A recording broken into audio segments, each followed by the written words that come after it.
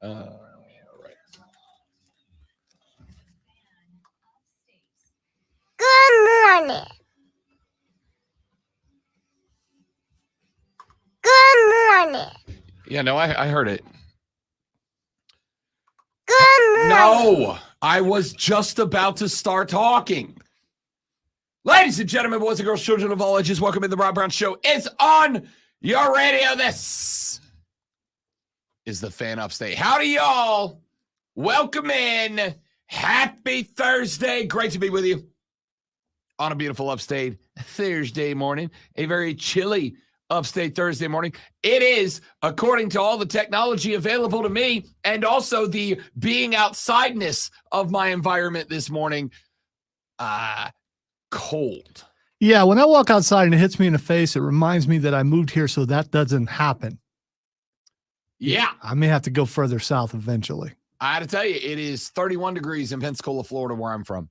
All right, further south, like maybe to the equator. The stuff I like Miami Beach, Alonzo. You give a very Miami Vice vibe if you wanted to. Okay, you know? All right. Zoe Neon. Like that's never happened before. I've never been to Florida still yet, so maybe you keep telling me that. Maybe someday. I'm gonna get you down there one day. Maybe we'll do a next time like Carolina's at Miami. Let's see if we can talk our way into covering it in Miami. Let's do that. I'm for that as long as I don't have to fly. I'll meet you there then, pal. I'll meet you when you get there. Well, I wanna if I'm gonna go somewhere for the first time, I want to drive there because I would get to enjoy the scenery the whole way. I think that would be kind of cool. Yeah, about 70% of their drive, it ain't scenery. It's just grass next to a road. To get to get down to the Everglades, then it's a lot of fun. It's flat though, right? That's very flat. Okay. Yeah. See, I'm for flat. Yeah. In fact, if you stand on the roof and look that direction, you can pretty much see Key West. Well, because the earth is flat and you can just directly see. All right. Good morning, everybody. Welcome in. The Rob Brown Show's on your radio. Wonderful to have you on this little program of ours.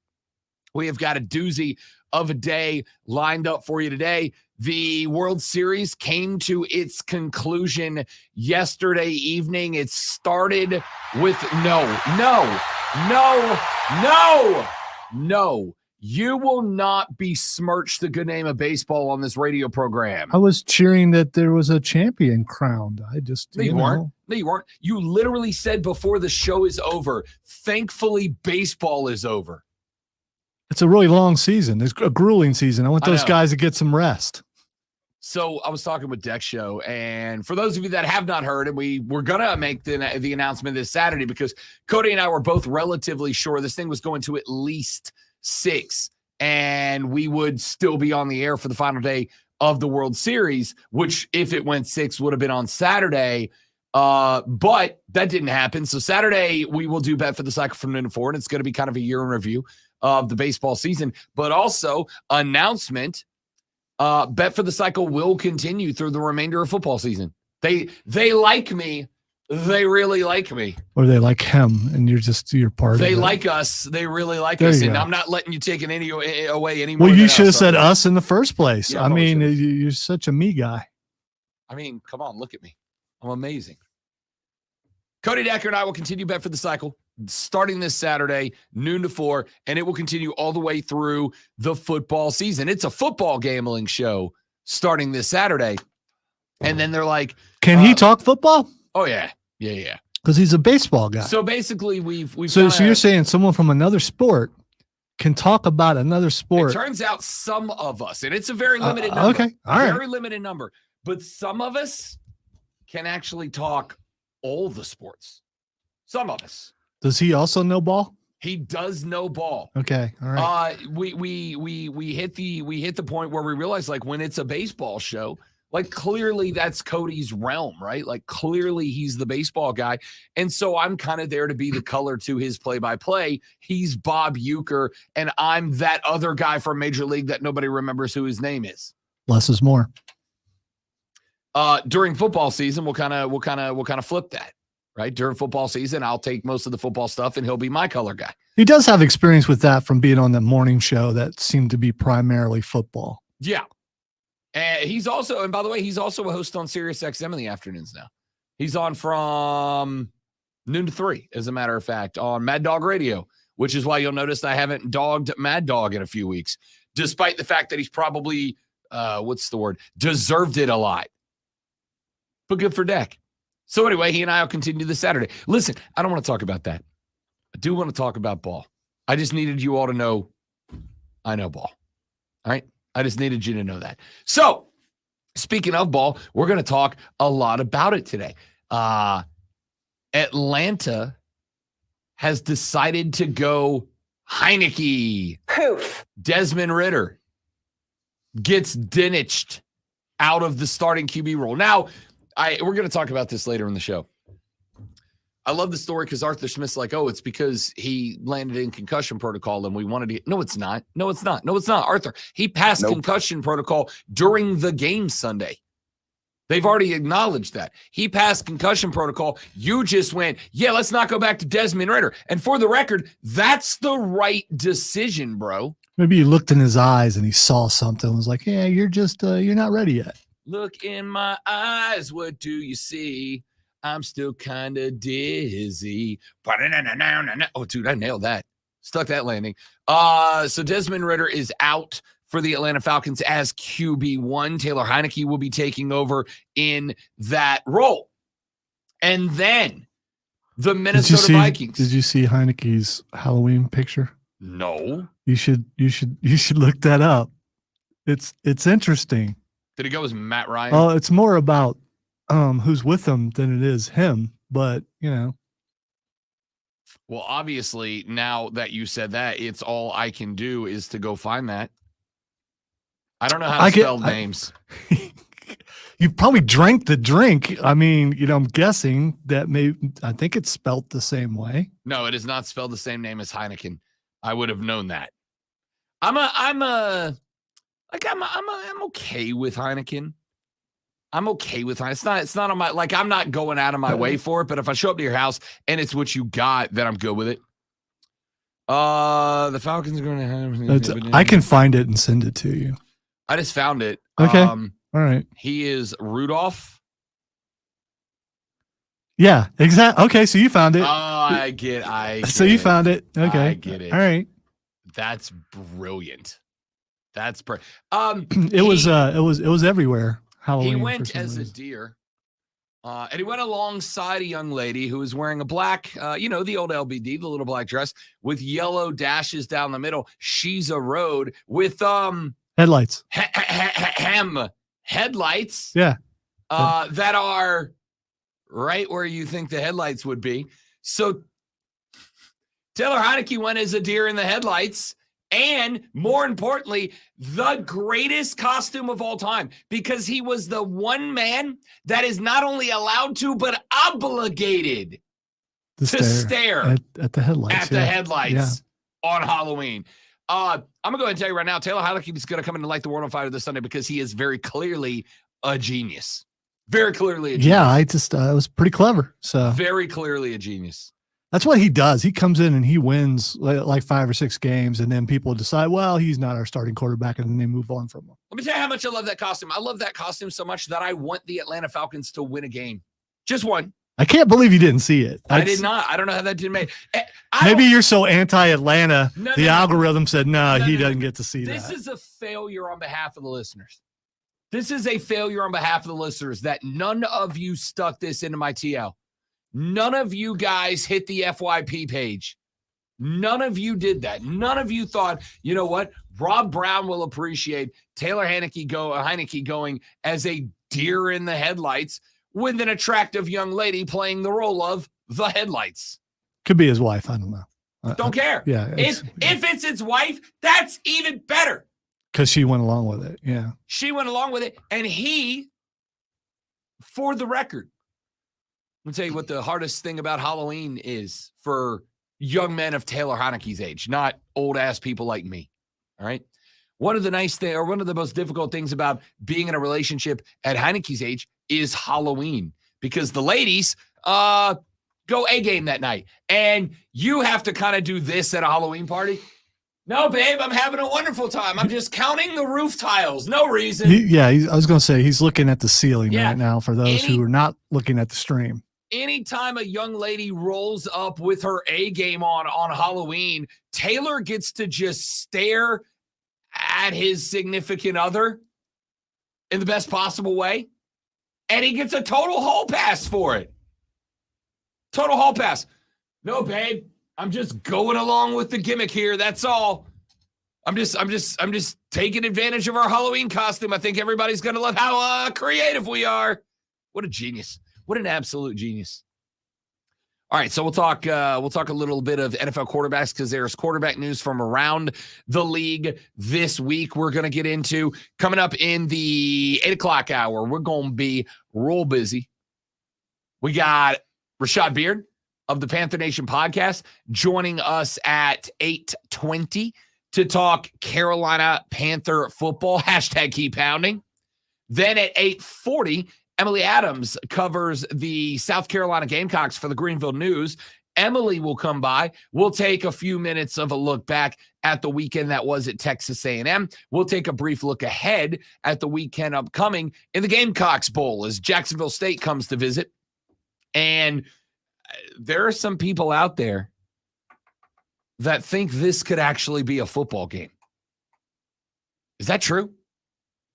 We're going to talk about it with Emily Adams coming up at 8:40. And then it's Thursday. And you know what that means. It's time for Fight Club with the great Lonzo. That's coming up at 9:20 this morning. And suffice to say, there's no shortage of boxing to talk about today. There's no shortage of MMA to talk about today. And of course, there's never a shortage of professional wrestling to talk about today. Premium live event coming up this weekend. We had one, well, not a PLE, but we had Halloween Havoc in NXT. Monday Night Raw was in the GVL. I'm going to go ahead and tell you right now, Omega v MJF last Friday was a banger. So we got no shortage of wrestling to get into. That's coming up at 9:20. We are going to be all over the place today. And you'll notice the one thing that I did not throw in there, was Dabo Swinney. Wait, he's not in the news today? Not yet. No. Okay. Not yet. All right. I know another coach that is, though. Texas said, Dabo's holier than thou attitude is sickening. Tyler is living rent-free in Dabo's head. Dabo is living rent-free in our heads. This is a dead horse. We all need to dismount. I mean, if your leg's stuck under the dead horse, though, someone's got to pull you out. If your leg's stuck under the dead horse, you're not mounted. Well, you can still be in the saddle. You just sideways. Right, but mount is on top. You would be next to the dead horse. Even if this is 100% a Chris Evans semantics. Yeah, even if a portion of you is still on mounted. top. No, I mean, if you're stuck under the horse, the most you would have is a leg over being the top. mounted is being in the saddle. No, being mounted is being on top of something. You I'm just so glad Kevin's not here right now. Listen, I don't foresee us getting into that conversation today. I feel like we have, I believe the expression is beaten that dead horse, not mounted that dead horse. But I feel like we have beaten that dead horse enough. That being said, it's kind of a big deal. I mean, it is a big deal. It is. So we're going to talk about that. All right. I got to apologize. So you're right. According to the Oxford Dictionary, riding an animal, typically a horse, that is the definition of mounted. Yeah. So, yeah. Hey, you ready for me to get myself canceled in the next segment? Because I'm probably going to. You can't. Challenge accepted. I may get myself canceled in the next segment. Nope. Very good chance. So, if you want to hear me give it my best shot, come on back. We're going to take a break. And when we come back here in just a minute, I am going to do a segment that is going to make Lonzo uncomfortable. I guarantee it right now. All right? So stick around. Don't go anywhere. The Rob Brown Show's on your radio. This is the Fan Upstate.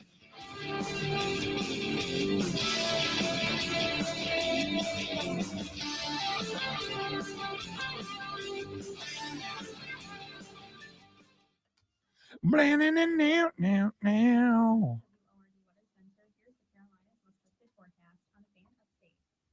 today with a high near 55.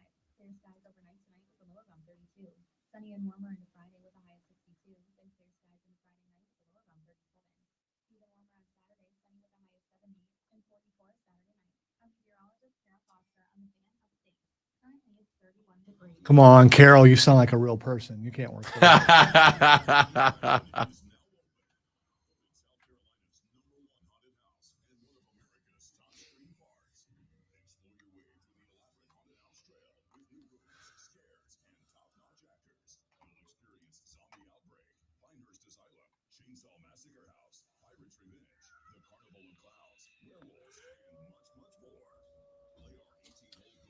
Patrick, Joe, good morning, fellas. Welcome in, everybody else. Good to have you.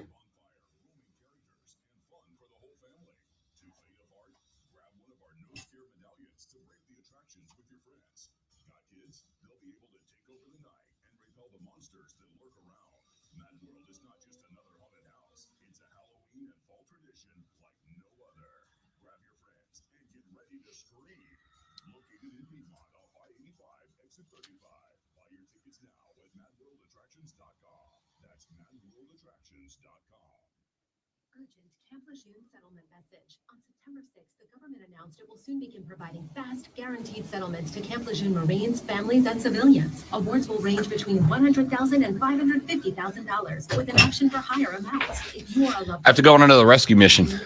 Oh. I found out where Terrell Davis is. Yeah, I don't care. But where is he?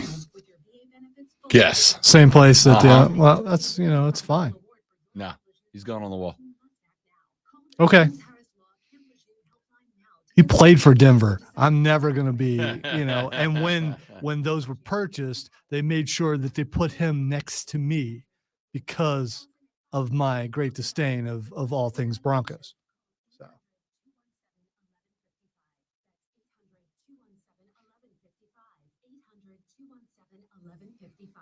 The Gables of Pelham is a continuum care retirement community, assisted living. Now, if you need someone to run interference while you retrieve said thing, I'm there for you. I can run interference. I almost had it yesterday.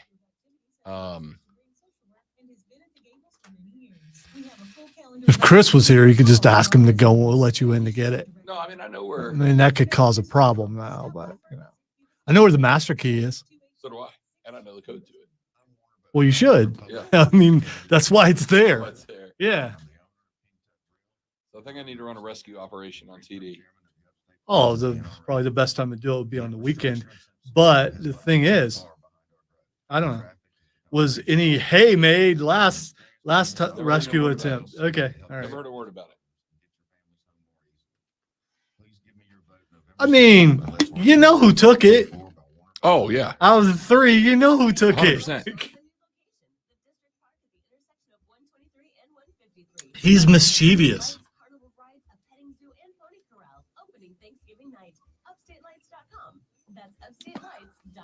Mischievous. It was probably easy to do in the morning when there was no one here yet. Yo, for sure. Now we're here. Yeah. Started at the bottom. Now we hear.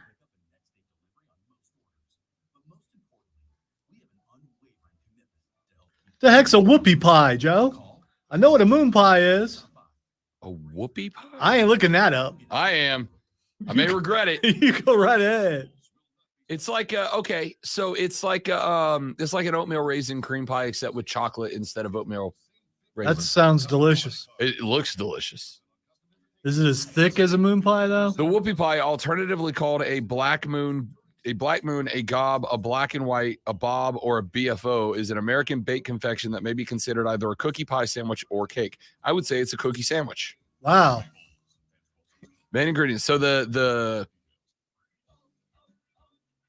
this parts are cake. Okay. The frosting in the middle. Okay. All right. Now I'll look it up. Watch something else pop up for me. That's a great call, and I will 100% check. We do a hot dog eating contest once a year. It's not a It's not like the drive where it's most in it. It's like we give you 5 and it's the first one to get them all down. Oh, yeah, I've had those before. Okay. I don't know that I have, honestly. I think they were called something else, but it looks like the same thing.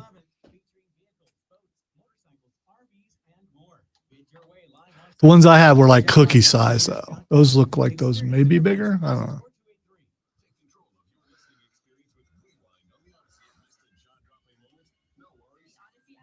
Mr. Jaw dropping moment.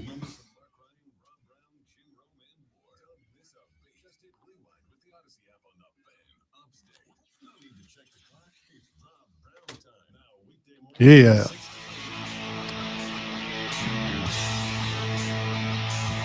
Good morning. Oh, you're not going to want to be starting this segment off with a positive tone. Go ahead and say that for Should sure. start every segment off with a positive tone. Doesn't mean we're going to the Rob Brown Show. There we go. That's bubbly. With Lonzo. That was not.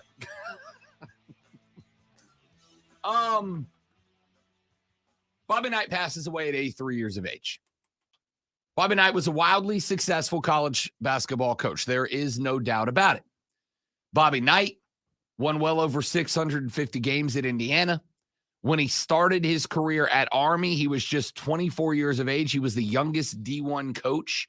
He went to the NCAA tournament in 24 out of the 29 years that he was a head coach at Indiana, including 1976, when his Indiana Hoosiers went undefeated, a feat that no other team has been able to replicate since. All of these things are true. And all of these things make Bobby Knight, if you look at him as a basketball coach only, absolutely somebody who is worth the discussion. I have a problem with all of us pretending that Bobby Knight is not a, let's use the word turbulent coach. I have a problem with all of us right now, and I understand there is a element of society. Why aren't you saying violent and abusive? Why are you saying turbulent? I'm going to. Because you're being nice about it. Here's the reality. I'm trying to ease people into this. I am, because I have found over the years that I've done this that there is very little discomfort to some people, like speaking ill of the dead, right? Rob, don't speak ill of the dead. Well, they will if they deserve to be spoken ill about. Not being alive doesn't suddenly negate if you were somebody that is not a great guy. When you're known for the tirades and things like that, more so than your accomplishments on the court, I think it says something about you. And here's how I can prove that. All those things that I just mentioned. If I would have asked 100 people that were talking about Bobby Knight on social media today, where did Bobby Knight start his career? Most of them wouldn't know. What was Bobby Knight known for when he started his career? Most of you wouldn't know. If I asked you, did Bobby Knight ever have an undefeated season? Some of you might know, but very few of you could tell me when it was. You know Bobby Knight for what? Throwing chairs and choking players. Yep.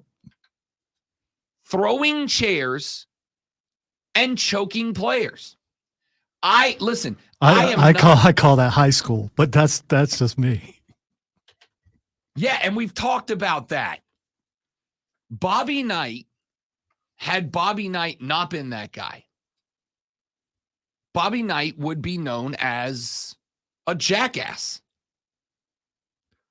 But if he would not have been that guy, he would be one of the most celebrated coaches of all time. If he accomplished what he accomplished and was not the guy who launched chairs and physically abused players repeatedly throughout his career, yes, he would be celebrated probably more than Mike Krzyzewski, more than Roy Williams. He would be celebrated alongside, at the very least, if not more than those guys. It drove me nuts this morning when I got online and I'm scanning the social media, and it's just tribute after tribute after tribute to a guy who is more well-known for physically abusing players. And, oh, by the way, lying about it because he knew what he was doing was wrong, right?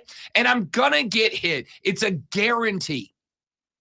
I am going to get hit with, Rob, you're just a softie. Rob, you're weak. Rob, you're just not a warrior. Dude, no, that's weak. I've already seen it. I saw somebody tweet earlier this morning. They're like, if you were too much of a bleep to play for Bob Knight, that's your loss. I would have loved to have played with a guy like that. Really? I cannot, I never have been willing to just off-cuff accept people who have flat-out temper tantrums. It's one thing to argue with a ref. It's one thing to debate with a ref. It's one thing to show your unhappiness with a call. It is another thing to pick up a chair and launch it at the ref while he's standing by the free throw line. That is the behavior of a petulant child. It is. It was then.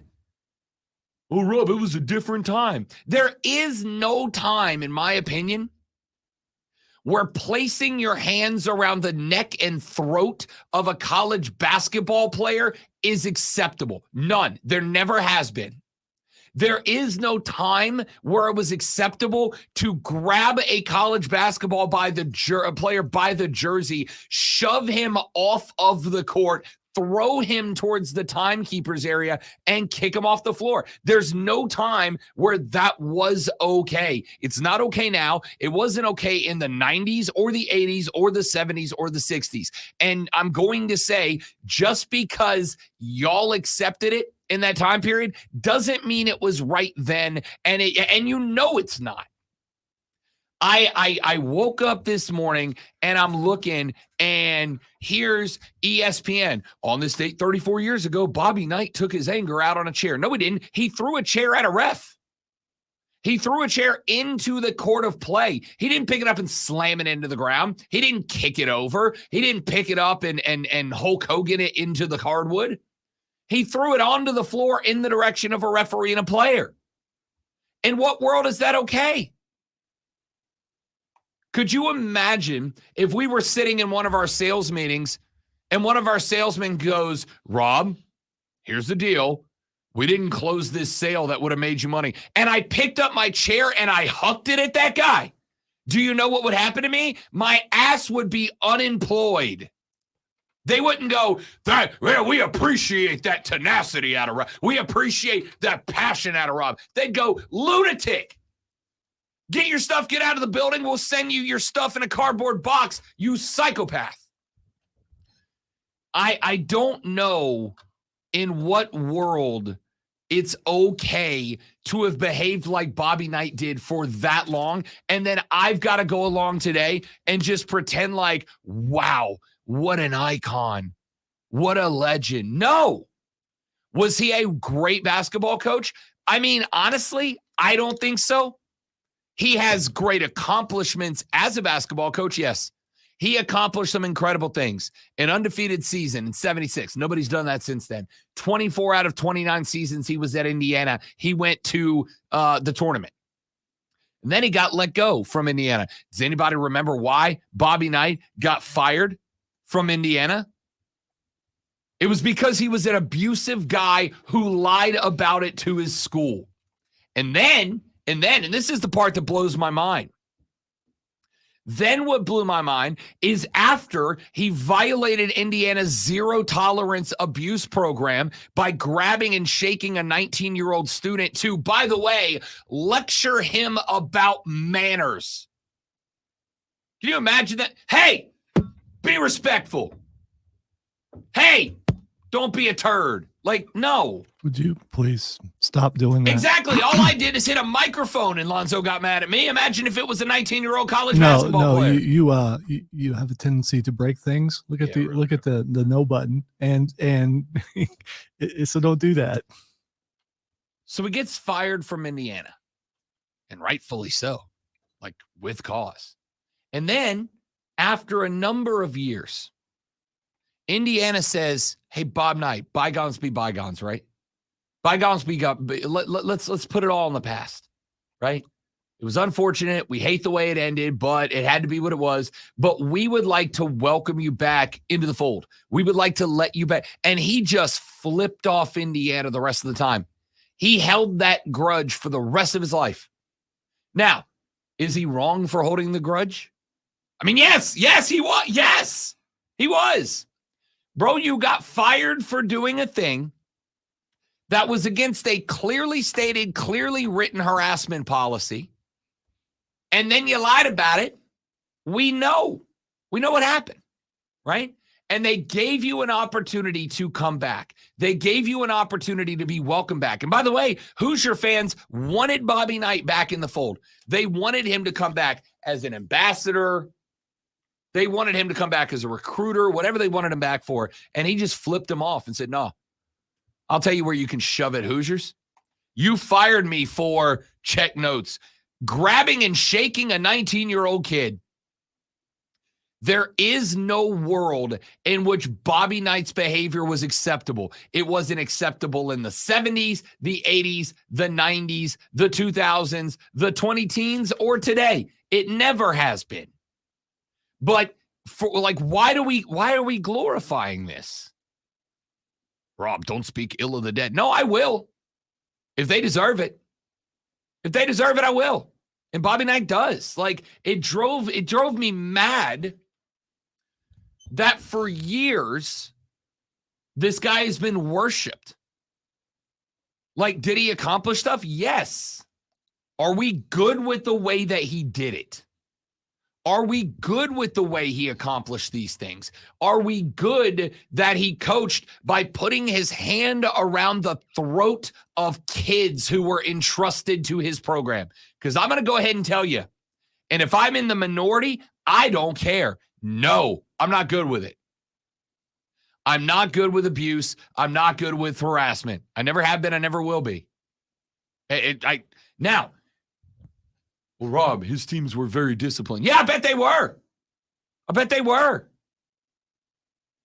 Transfer portal wasn't really around back then. Could you imagine what a portal class looks like for a college basketball team now if coaches going around choking out players?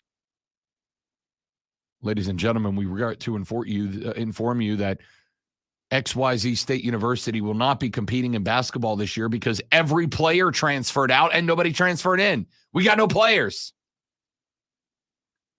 There is no world in which the career behavior of Bobby Knight should be accepted, forget celebrated. I'm reading last night and it's just like tribute after tribute after tribute. I'm like, it's funny.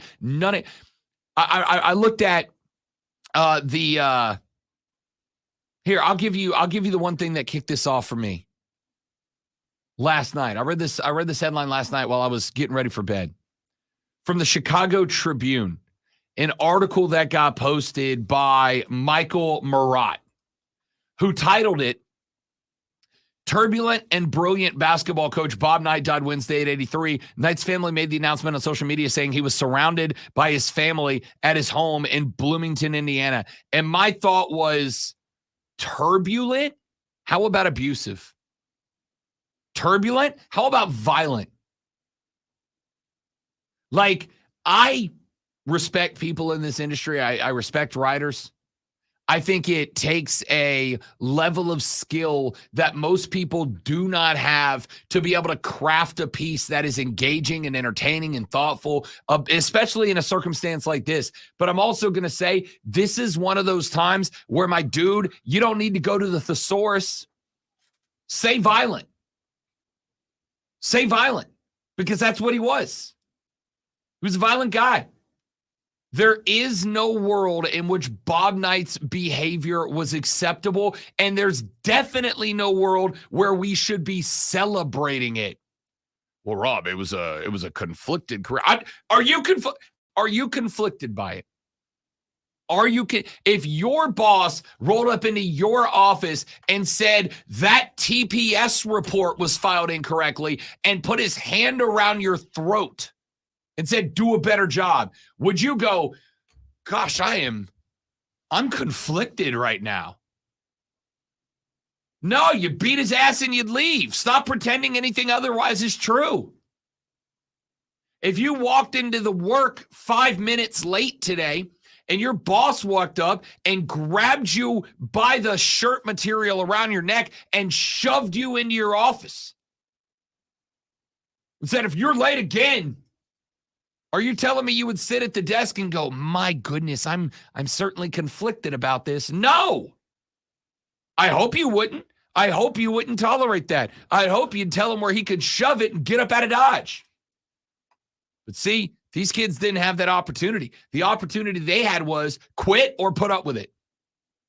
Because everybody looked and went, yeah, but he wins. Lonzo, do you think a college coach with a career winning record of like 100 and 200, right? But he acted like Bob Knight? How do you think he'd go for that guy?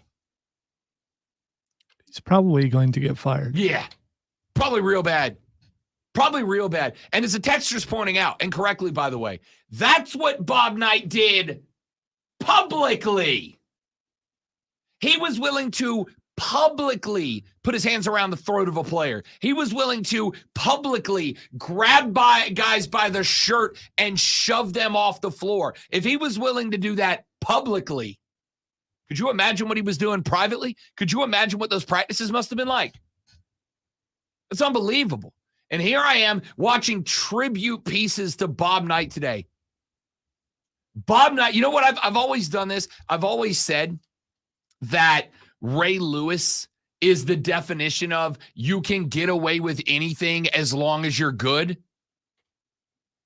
You can get away with anything as long as you win. Bob Knight needs to be in that discussion. Texas said, apparently you're one of those kids who were never physically disciplined as a kid. You act like all his players was abused. The hell, dude? I am literally watching videos of Bob Knight choke his kids out. You're good with that? Physically disciplined. No, I wasn't. My dad talked to me and explained to me why things were wrong and explained to me why things are bad. And that's how I learned. Not, I better not do this because I'll get beat, but I better not do this because it lacks empathy.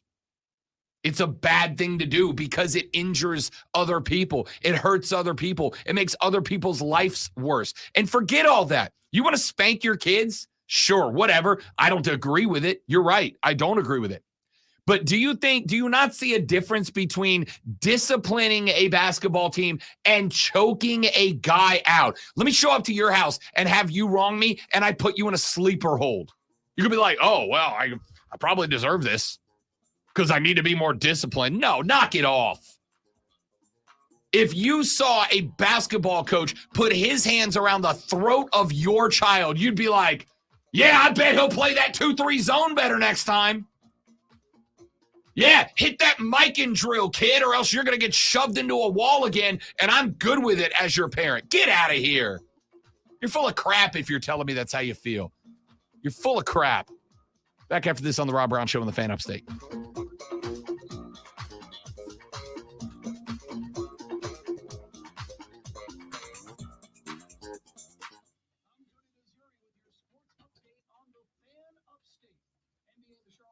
That went well.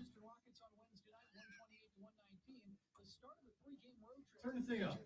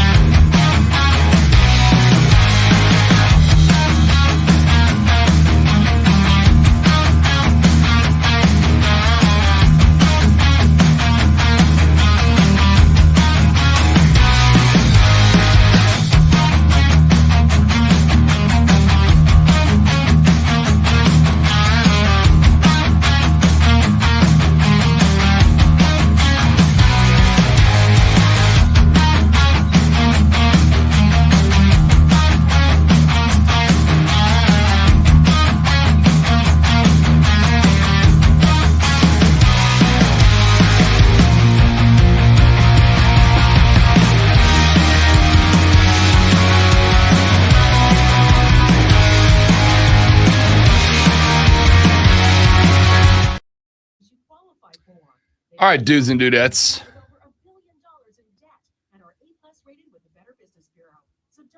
Yes, Trey, good reference. Exactly right. Jesse, Joe, welcome in. Appreciate you guys. And you're spot on. No, I don't see any reason to glorify Bob Knight. I don't.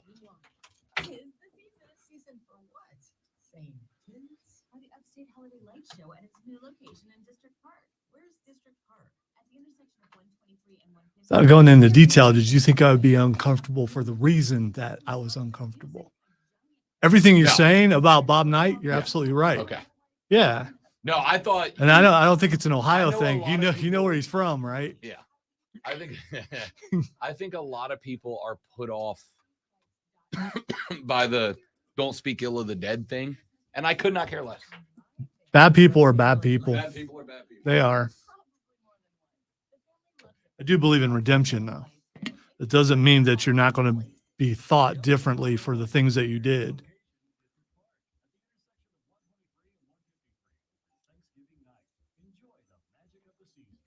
And I think also some people believe there can be no forgiveness.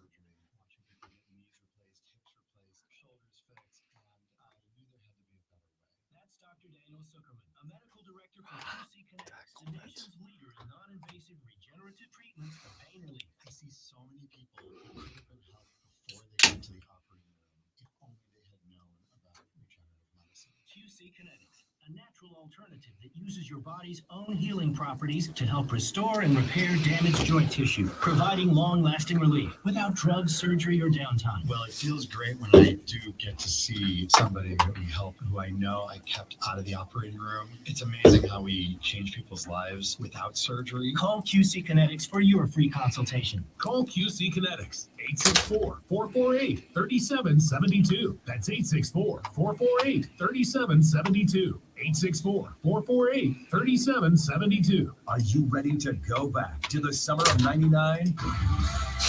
Creed is back. Summer of 99 tour. So I think this whole Creed thing is a work because you don't just throw a tour together. So they had this thing ready, and somehow they got a baseball team to play their songs. So everyone would go, Creed is back. They're on tour. Creed had the money to pay the Texas Rangers. You know, it's not about having money. It's knowing a guy. What They if I told knew you- a guy. What if I told you? Some people just like Creed. By the way, I love Creed. And baseball but- clubhouses but are places for jamming. I don't believe in this kind of coincidence. I think it's That coincidence. that this tour is ready to go right No, when it was. right when you This is planted not it. ready to go. The Rangers have been doing this for 8 months. It's a work, dude. It's a work big time. There are literal companies dedicated to putting tours together. That's all they do. And I promise you, Creed didn't have any problems finding artists to go. Their Creed. I can't believe you don't see what's right in front of your face. I can't believe you're making up something. I'm not that's making anything anti-Creed. up. No.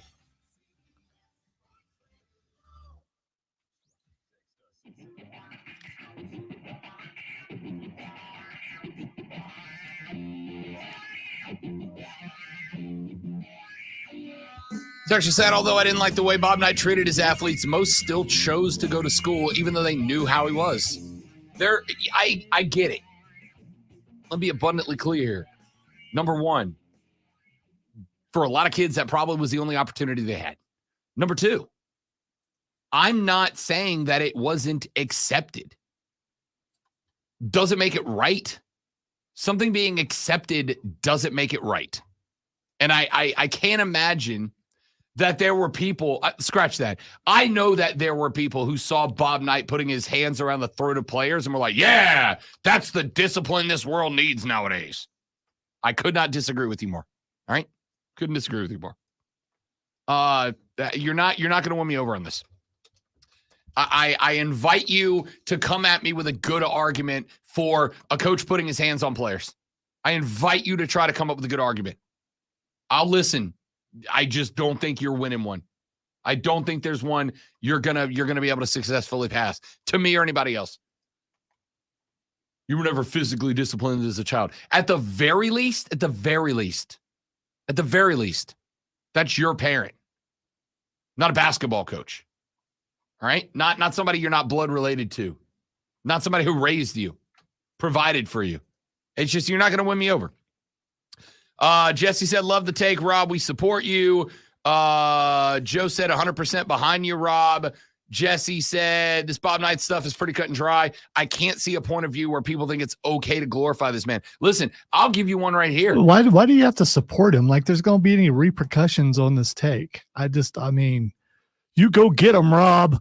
We're right here standing with you. Like management's going to be at the door going, hey, man, no, you can't do that. I don't think management is, but I know that there are a lot of people who are not going to like this take. There's going to be a lot of people who think it's fine to glorify Bob Knight. And I'll tell you one right now that kind of shocked me a little bit. I'm a little bit taken aback by it.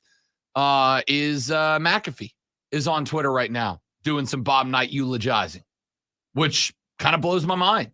Right. And again, I'm not going to say that anybody glorifying Bob Knight's a bad person or anybody glorifying Bob Knight is lacking moral conviction. I'm not saying any of that. I'm just saying I could not disagree with you more. And that's okay. We're allowed to disagree and still be buds. We're all buddies here. But no, I can't. You're never going to get me to glorify Bob Knight. Can't do it. Won't do it. Not going to start now. Like I said, I'm reading headlines, and it's hilarious to me seeing sports journalists, sports editorialists doing the best they can to find every adjective in the thesaurus to describe Bob Knight without calling him violent. Every adjective in the thesaurus they can come up with to say that Bob Knight was not a great dude without outright saying it. Because you got to have respect for the dead. Nah, I don't. Sorry, maybe I'm a jerk. Maybe I'm a cob. I don't know. If you're a bad guy, you're a bad guy, whether you're dead or you're alive. The only difference is if you're dead, you can't redeem it. Did Bob Knight do some stuff later in his life that's quality? I mean, maybe, probably. I would hope so. But it does not take away from the fact that Bob Knight was successful because he was violent, because he had a temper problem. Lonzo and I were trading stories during the break there. And he's like, yeah, I worked for a guy who did this one time. And I'm like, yeah, I mean, I get it. And there are times when I'm sure all of us have endured some sort of abuse because we couldn't afford to lose that job. We couldn't afford to pop the manager in the mouth, even though he absolutely deserved it and it would have been justified. But we couldn't because that paycheck was more important. And I get that. But man, the power dynamic in that spot makes it even less okay. The CEO should not be able to go up to the janitor who has to have that paycheck and wrap his hands around his throat because he doesn't like the job he did. Texas said he was a good coach, though. I mean, again, was he a good coach? Or was he a good coach because he beat players into submission? And don't tell me that I'm being dramatic here, because the reason he got fired was for putting hands on a player. To teach him manners, by the way, if you wondered why. Wasn't even basketball. I will beat you into being a polite person. Yeah. Are you a polite person? Did you learn a lesson, or are you just afraid of catching hands? You understand those aren't the same thing? Like I said, I caught one whooping as a child. I caught one. You know what I caught it for? It's not for what I did. It's because I bold-faced lied to my dad multiple times. He gave me every opportunity to come clean, and I bold-faced lied to my dad. I caught one whooping in my life. You know what my dad did do instead? He taught me why lying to people is bad. He taught me why misleading people is bad. He taught me why hurting other people was bad. He taught me empathy. He taught me sympathy. I don't lie because I'm afraid. I don't lie because of fear. Getting beat doesn't teach a lesson. It teaches fear. It teaches you to be afraid. It teaches you submission, not respect. I don't think Bob Knight, I mean, yes, I'm sure that there are players for Bob Knight that will tell you now, oh, yeah, I respected him. Texas said he definitely would not make it in this woke movement era.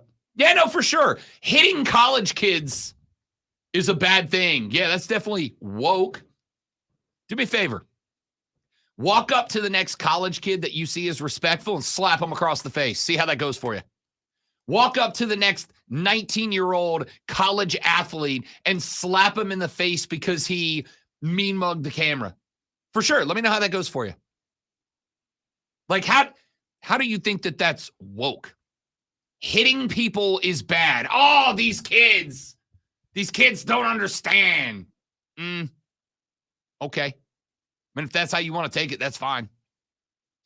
And again, I'm not even talking about you and your kids. That's your life. I'll tell you, I know a lot of people in my life who cut off contact with their parents down the line because of how they behaved. And it's their prerogative. But this was a basketball coach.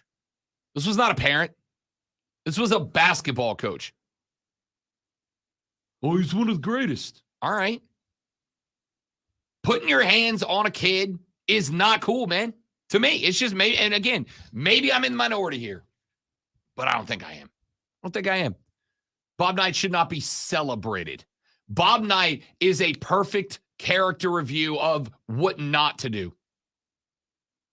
There are a million ways to get better out of your basketball program that don't involve choking out a college basketball player, that don't involve grabbing a dude by the jersey and throwing him off the court, that don't involve slapping players. Again, if this is just a philosophical line that you and I are never going to see eye to eye on, then it is what it is. We're moving on to football in the next hour. Speaking of the next hour, water cooler cheat sheet. We'll open up with the top 3 items you need to know in the world of sports. Then we have got at 8:20 Rashad Beard, 8:40 Emily Adams to talk Panthers and Gamecocks respectively, and at 9:20 Fight Club with a great one. It's all coming up in the next few hours of this little radio program. Rob Brown, Lonzo, and you on the Rob Brown Show on the Fan Upstate. Let us give you a sports flash right now. The Texas Rangers are the 2023 World Series champions after eliminating the Diamondbacks in 5 games with a 5-0 win yesterday. It's the first World Series title for the franchise. Corey Seager earned series MVP honors. Coaches across the Big Ten urged the conference to take action against Michigan for their sign-stealing scandal. Yesterday evening, according to ESPN, after the regular business was finished, Michigan head coach Jim Harbaugh left the conference call and allowed other schools to discuss the situation, with one source saying words like tainted and fraudulent were used. The high school football playoffs start this Friday as Burns takes on Dorman. Rob Brown brings you the play-by-play right here on your home for Burns football exclusively. The Fan, Upstate.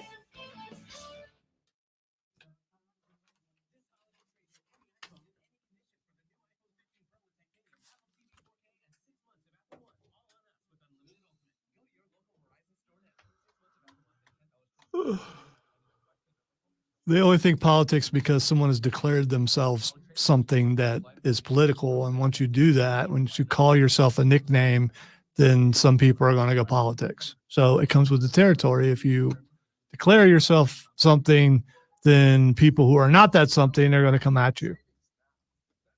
So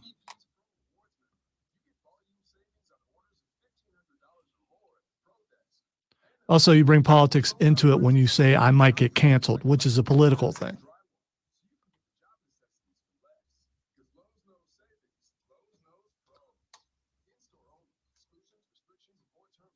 Just saying.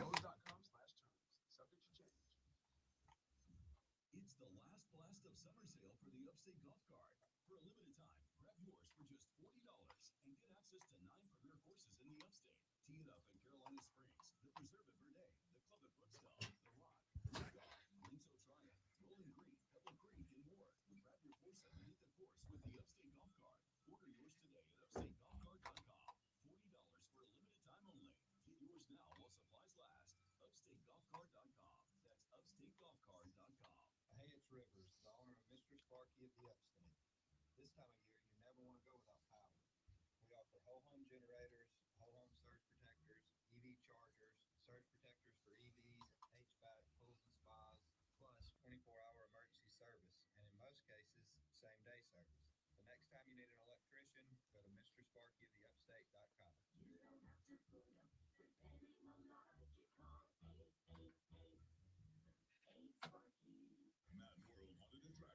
I mean, I think we've all had people in our life that we've wanted to drop a Macho Man elbow on, hit him with a Ric Flair woo afterwards.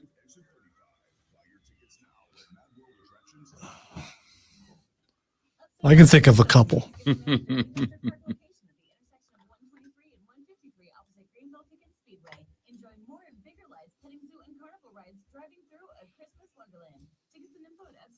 think it's more of an end of career type thing. You know, I'm done. Why not? The walk-off beatdown. Yeah, you know.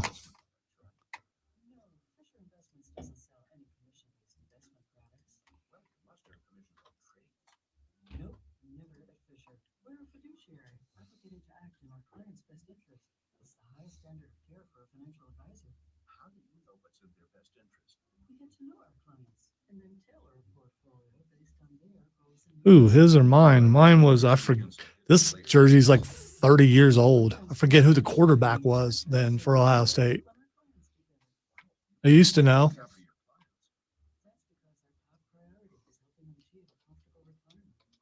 Now I'm going to have to look it up. Visit FisherInvestments.com to find out why investors like you switch to us. Fisher Investments, clearly different. That was a quarterback. Birmingham's in Chattanooga on Saturday with a chance to claim the conference championship in the auto bid. All right, now that's helping me. 'Cause that's not the guy. I would recognize his name if I saw it. Troy Smith. There we go. Troy Smith. Yeah. That's a name I've not heard. And I didn't buy this jersey. My sister did, and she gave it to me. No, I did not get the trim, by the way. I just have it combed back.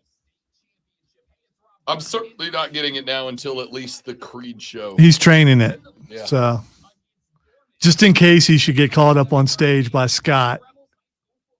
Hold me now.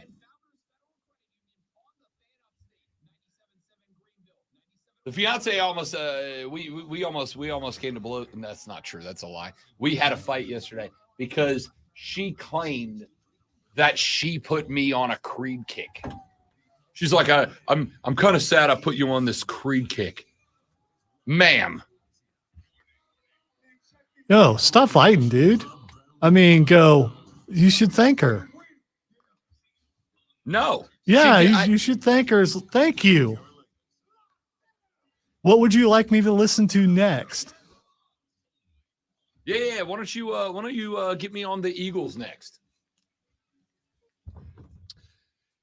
Here we go, ladies and gentlemen. The second hour of the Rob Brown Show goes now. Not gonna do any more Bob Knight stuff, but I do want to shout out the texter who wrote back, said, wasn't being disrespectful. I just couldn't think of what this era would be called, to which I said, no disrespect taken. I understand that conversations involving different philosophical worldviews can be quite different. They can be quite difficult. And he wrote back and said, no worries. Convos like this make us 100% better as a society. Education's good for everyone. And that is what we call a handshake moment. 100%. We may disagree, but the conversation is Or what's was it a important. scissoring moment? Ah. Ladies and gentlemen, it's 7 a.m. And of course, that means it is time to let you know about the 3 top story. I'm a professional. He just spoke a foreign language. I Sure mean, did. yeah. Sometimes he goes in English is his second language. Sometimes, I mean, so he's got it together now. Me. Ladies and gentlemen, it is 7 o'clock, which means it's time to tell you about the 3 top stories in sports that you need to know about. It is time for the Water Cooler Cheat Sheet. Are you ready for the playbook of the peculiar, the almanac of the absurd, and the encyclopedia of the extraordinary? Well, you better be, because we're diving headfirst into the 3 top stories that will have your coworkers saying, You hear that? even before they take their first bathroom break. No. Here we go. Welcome to the Water Cooler Cheat Sheet on the Fan Upstate. Is it me or is there 100% of fart noise in the middle of that sound? There is, right? You heard that. I am not going to disparage. I'm not disparaging. Because anytime I do, I get in trouble. So I'm not going to do that. I'm not disparaging. I think it's quite hilarious, actually, because I'm a child. And I don't like it. But it's just I don't think it's necessary. But that's fine. I mean, not that I don't think passing gas is hilarious. I think it is at any time, especially if it makes people uncomfortable. I'm all for that. I really am. But hold on, someone canceled Diesel's suddenly canceling the board. I don't know what's going on with them. Fart. Oh, it didn't play. And plus you're not supposed to use that noise. It's a scatological noise, and unless things have changed, you're not supposed to use that on the air. But I guess since it's in the intro, I guess it's okay now. Fart. There it is. Okay, all right. It'd have been funnier if I wouldn't have. Would it really have been? Ladies and gentlemen, the Water Cooler Cheat Sheet, the 3 items you need to know before you take your first smoke break at work and talk sports with your coworkers. We start with item number 1.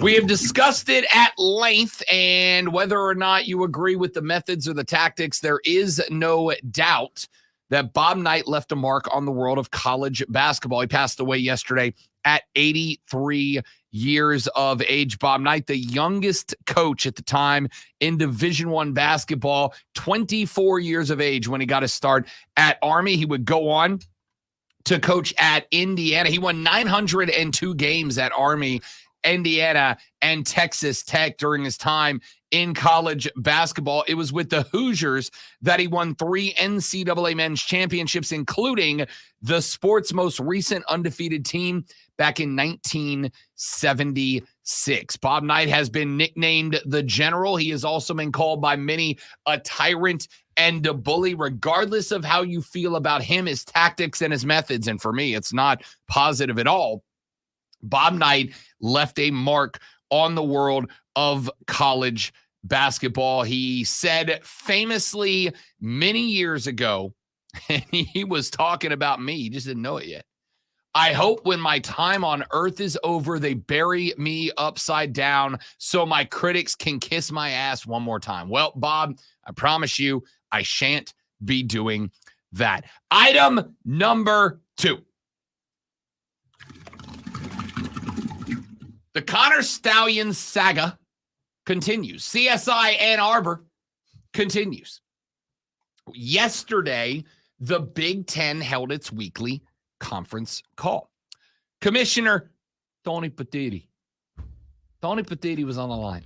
Hey, yo, Jimmy, time for you to lead the call. Jim, we've got some business to discuss here, huh? And with all due respect, we don't need your input. Jim Harbaugh was on this conference call as the Big Ten discussed football activities and business as usual. And then Jim Harbaugh was not on the call anymore. And he was not on the call anymore because everybody else in the Big Ten wanted to talk about the Connor Stallions saga.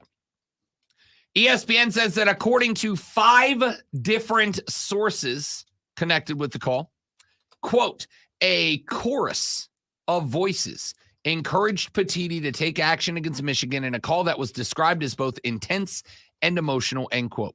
One source said that, quote, collectively, the coaches want the Big Ten to act right now. Like, what are we waiting on? We know what happened, end quote. The NCAA has been investigating Michigan for over 2 weeks now as the Big Ten confirmed the NCAA sign-stealing investigation on the 19th of October. Since that time, ESPN has reported that Michigan staffer Connor Stalions emerged as a centerpiece of the investigation and has purchased tickets to the games of 12 of 13 Big Ten opponents over the last 3 years. Overall, Stalions purchased tickets to more than 35 games in at least 17 stadiums over the last 3 years, according to ESPN. Of course, Michigan suspended Stalions the same day that ESPN initially reported that he was the center of the investigation. According to those same sources, the coaches in the Big Ten laid out to Tony Petitti, who was hired in April, just how distinct of a schematic advantage Michigan has held the last 3 years by illegally obtaining the opposition signals ahead of time. Coaches use words like tainted, fraudulent, and unprecedented on the call to describe Michigan's signal stealing scheme. As has been alleged, most of the call, according to sources, was coaches explaining to Petitti both how it worked and how it impacted them and their programs. Both in-person opponent scouting and using electronic equipment to steal signals are not allowed under current NCAA rules.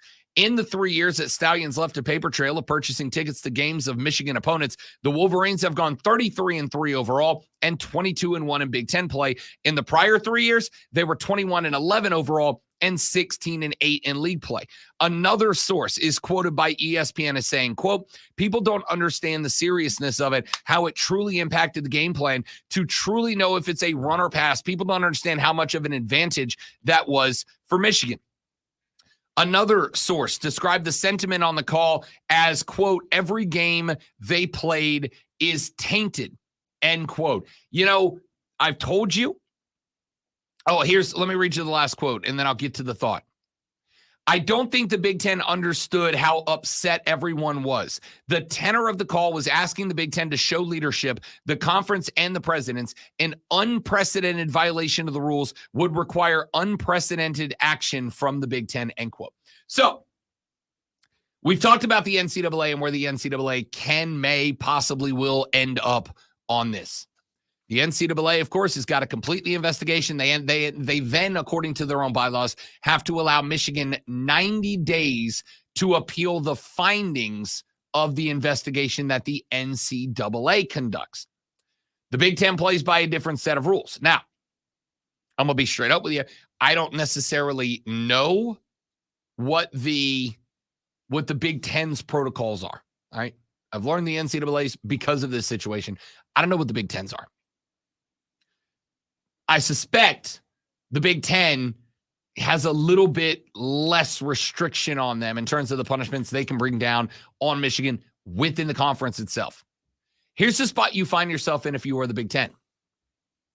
The Big Ten stands to make a lot of money, like mucho dinero, if Michigan wins the conference, if Michigan makes the playoffs, and if Michigan makes the national championship game. They will get big-time dollar bills, y'all. On the flip side, if the sources talking to ESPN about this call are indeed correct, you have got a large chunk of the conference who are all ticked right now, not happy about this situation. And the thought you've got to assume that the Big Ten is going through right now is, what's worse? Is it worse to potentially, if they do decide to take some sort of disciplinary action out on Michigan, that ends up making it more difficult for Michigan to make the playoffs and the Natty, should they earn an opportunity or win an opportunity? What's worse? Losing that money to the conference and the member institutions, or losing the respect of the member institutions by effectively, because not doing anything would basically tell every other member institution on that call, hey, here's the deal. We care more about the money that Michigan will bring in-house than we care about your feelings on this situation. What's worse? What's a bigger problem for Tony Petitti right now? My thought, long-term, the money's the money, dude. The money's the money.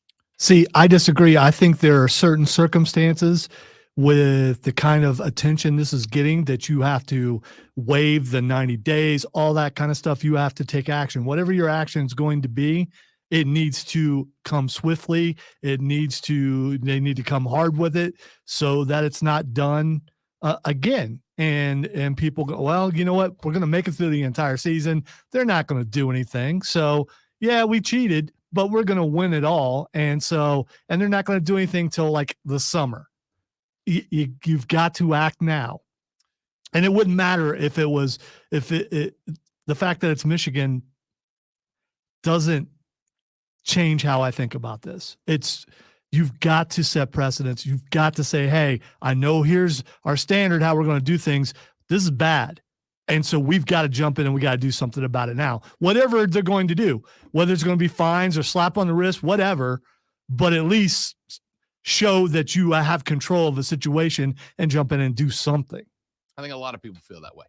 And I will tell you, I do think you have to take into consideration the understanding that there's a reason that 90-day appeals window is in place, because you want to make sure that not only do you have evidence sufficient enough to make a disciplinary decision, but on top of having that evidence, you want to make sure you have that evidence in context. You want to make sure you have that evidence chronologically correct. You want to make sure that that evidence is verifiable and not coincidental, right? So you're going to give the school the chance to go, hey, yeah, I know you got this receipt right here that says this, but in the context of this trip we were on, this is actually what it was, and we can prove that. And then maybe they pull on that thread and then this thread, and you realize, okay, maybe we did get this wrong. But I don't see any of this being coincidental at this point. I think, like we said, it's pretty much confirmed what happened here. Like the data. And oh, by the way, the pictures are in place to prove this whole thing. And when you've got everybody that's not Jim Harbaugh on the call going, hey, Big Ten, we demand you do something right now, I don't think the Big Ten's going to have a big auction. I don't think they have any option at all, to be frank with you. To be frank with you. Texas says Big Ten wants the money. Nothing happens till after the playoffs. Again, you're in a weird spot. Because in order to get that money, I'll tell you, there's almost a part of me that's got to think Tony Petitti's a big Buckeye fan right now, right? Like big Buckeye fan. Yeah, like so that's the thing. Please win this thing. So that's the thing. If you're worried about money, you've got another team right there that could take care of that. Yeah. It's not like Michigan is their only shot. He is a big Buckeye guy right now. Especially with the fact that the CFP just named them the number one team. Yeah. So, exactly. I mean, you got to do something. Texas said, you don't break your own rules to jump to conclusions. God forbid you don't have the full scope of info, or there was more that happened and it's even worse and you've already done the punishment. That's the other side of this, right? Because we know what happened. I don't necessarily know that we know the full scale. Like, this could have been going on for longer. It might be more games that we know of. This is just all we've discovered. And that is the other side of it, is you don't want to, and it's a great texter. I'm giving you credit for this. You don't want to rush to make a decision, pass a judgment. You've passed the judgment, and then a month later, something comes out that says it's even worse. Connor Stalions actually faked his way onto the Purdue coaching staff for 30 minutes and stole their playbook. Here's what they're going to do. They're going to suspend Harbaugh. That's what they're going to do. And so they've taken action without taking the team out of the possibility of winning, because the team has already shown they can win without him on the sidelines when he was suspended earlier. You suspend him pending investigation, so it looks like you're doing something about the situation, but you're not penalizing the team, and the team is still alive to go to the national championship if they should win what they need to win. There is a part of me that thinks they do nothing this year. They hammer Harbaugh with a full year suspension next year. That's my honest belief. But we'll find out. We'll keep an eye on this for you. Let's get to item number 3 real quick. For half of you last night, you were very excited because you got to see the conclusion of a World Series and watch a team win the first World Series in the history of the franchise. For others of you, Lonzo, you got to celebrate the fact that the World Series is over and you don't have to hear Rob talk about baseball for a couple of months. All right, it has nothing to do with you talking about baseball. I have a new role since we moved to the mornings, which requires me to read on the air and I struggle with names. So it's all about me. I hate to see that my friend Rob Brown no longer has baseball to deal with. I'm glad that his show make me gets to sad. continue. That So does make me happy. so there's that, but I don't have to read those names anymore until like the awards come out. Names like Nathan Eovaldi, who got the dub last night, moved him to 5-0 on the playoffs. 6 innings, 4 hits, 0 earned run, 5 Ks, and 5 walks in a winning performance for the Rangers last night. Chapman came in, faced a couple of batters, 1 walk, 1 K, and then Saboris came in to finish it off. 2.1 innings pitched, surrendered just 1 hit, K'd 4, no dingas last night for the Arizona Diamondbacks. In fact, no runs scored as they get blanked. Here is the stat you need to know. The Diamondbacks were able to put together 5 hits on the game. 5 hits in the game's entirety. The postseason streak of Ketel Marte comes to its conclusion at 18 games as he goes 0 for 2 with 3 walks last night in the final game. Corbin Carroll had a hit. Christian Walker had a hit. Lourdes Gurriel, Thomas, and Longoria all had a hit. Nobody else was able to find the base path for the Diamondbacks, and it came down to, with runners in scoring position, the Diamondbacks went 0 for 9. Between walks, scattered hits, the Diamondbacks had 9 runners in scoring position last night, and they went 0 for 9 when they did. You can't win a World Series that way. The Rangers did not do that. They were 3 of 10 with runners in scoring position. They were conclusively the better team in the series. Arizona took a very unlikely path to make it to the World Series, but so did the Rangers. And the Rangers were just a better baseball team that had more gas. Congratulations to the Texas Rangers. They are your 2023 World Champions of Major League Baseball. Let's take a break. We'll come back here in just a minute. Got a lot of football to talk about in this hour, including your Palmetto preview. We start breaking down Notre Dame at Clemson. We start breaking down Jayville State in South Carolina. Rashad Beard, Emily Adams in the next hour. Fight Club in the last hour. It's all coming up on the Rob Brown Show in the Fan Upstate. All right, guys, we got a live read right here. Stay right there. We'll be right back.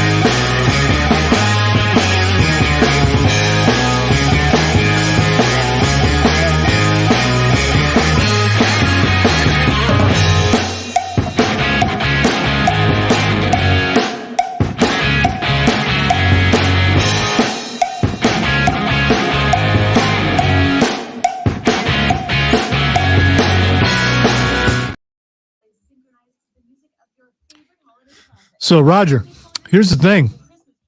When I sit down to do my finger painting, I always throw away the orange paint and I keep my yellows away from my reds because you don't want an accidental orange thing to happen because that would ruin my entire picture.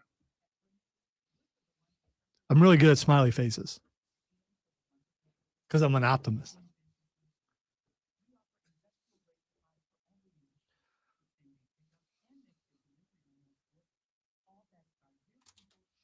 And also, sometimes I forget when I'm finger painting that I have paint on my fingers and I touch my face. So there's that.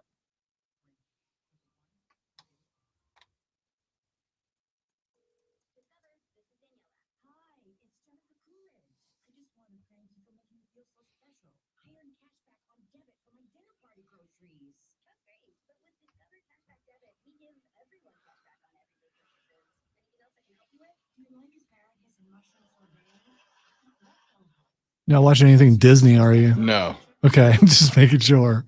Courtney sends me videos from the flight line at the airport whenever they have military planes come through because I'm obsessed with military jets. And they had a big Navy cargo craft come through yesterday. If I do, I'll be using green paint, so we're good. Go ahead. What? Oh, that was it. End of story. Oh, no, that is cool. It's awesome.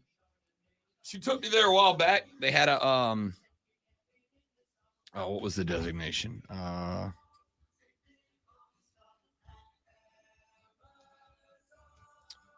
They had a It does, Steven. Antonov 225, which is the biggest commercial cargo plane in the world, come through a while back.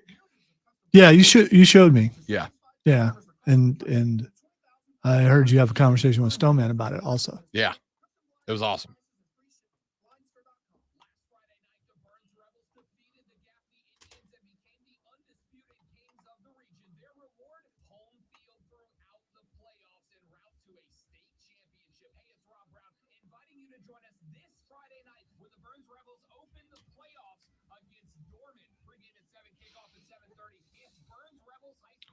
Dun, dun, dun, dun, dun, dun, dun, dun, dun, dun.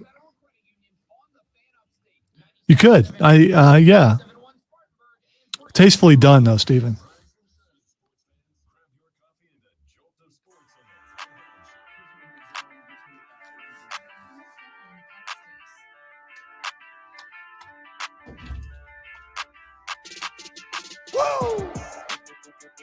I wasn't ready. I hit it on the beat too. Whoa! Yeah, you can't. Your voice is still gone. It's been a rough week, man. A lot of noise this week. Well, the weather changing has messed a lot of people's voices The weather up. changing is part of it. I am on the radio for at least 4 hours, 6 days a week now, right? Because I'm Monday through Friday here, Saturday bet for the cycle. I got the Swamp Rabbits. I got the Triumph. I have Monday Night Raw this Monday. I just got the eye. I love that. You did get the eye. I got You the 100% eye. did. I'm not even pulling back on that one, to be honest with you. Hey, this is a price you pay for fame, mister. When do I get that? When does that come into play? That sounds great. I'd love that. You are recognized all over the upstate of South Carolina. Acknowledged even. Ooh. Hey, I don't mean to throw anybody in a tizzy here. So you're gonna offend some more people? What are you doing? No, but I am going to talk basketball very briefly.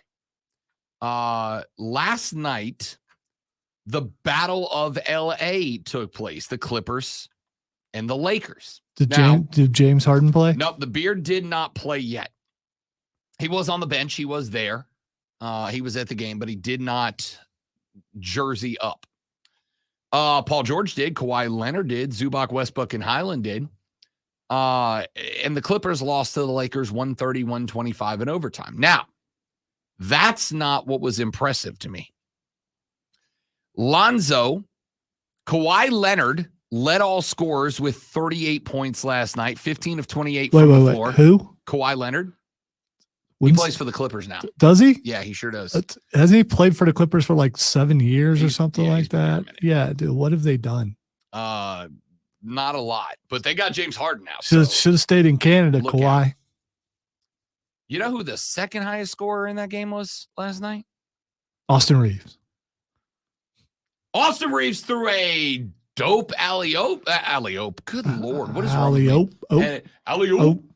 He threw a dope alley-oop to the second leader scorer, which was, of course, 38-year-old LeBron James, who played 42 minutes, went 13 of 19 from the floor, 50%, 4 of 8 from deep. And, oh, by the way, pulled down 12 boards and had 7 assists to go with his 35 Look, I points. thought he was only supposed to play a certain amount of minutes. Yeah, How can he be season. playing in overtime? They started the season with LeBron, at least in the early portion of the season, on a 30-minute pitch count, right? 30 minutes. That's what you got. You're going to give me 30 I wonder how many minutes a times game. they've actually stuck to that. I believe the opening game and not a game since.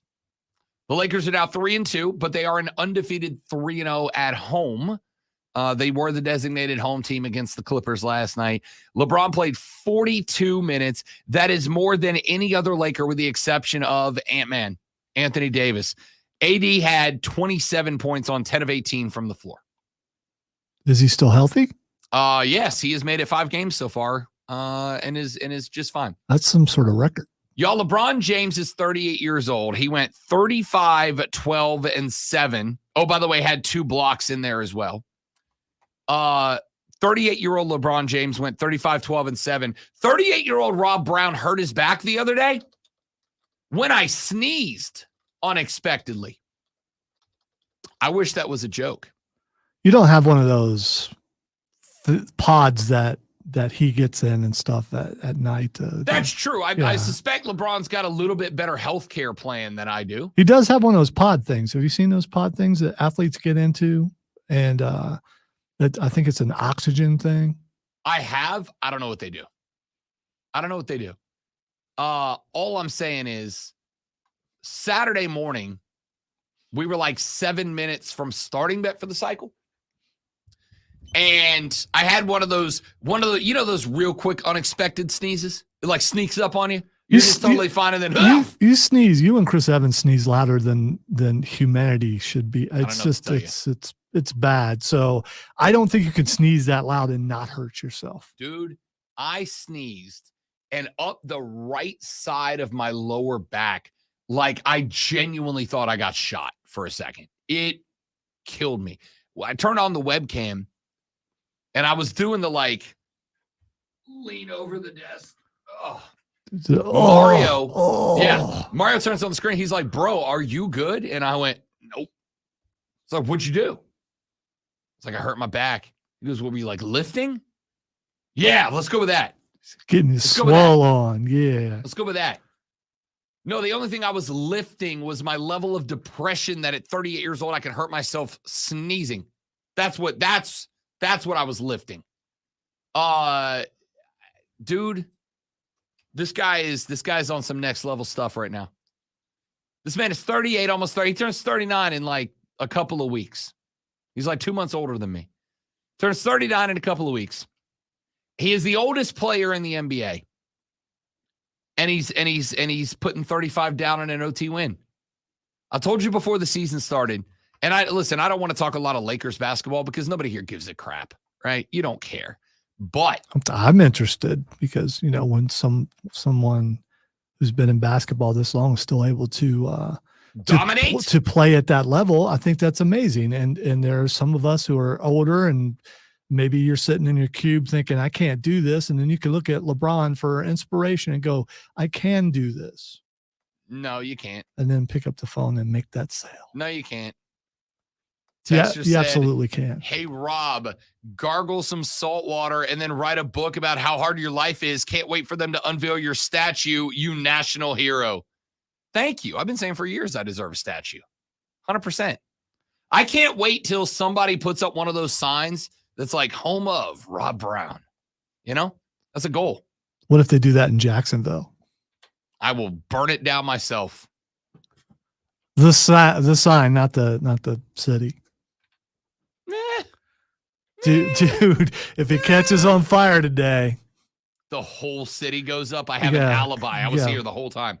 No, I again, it's kind of one of those spots that I I understand that a lot of you have political differences with LeBron James, and I understand and I respect that. I'm totally fine with it. You should. You should have political differences with everybody. You should not have 100% consensus with anybody across the board. Anybody.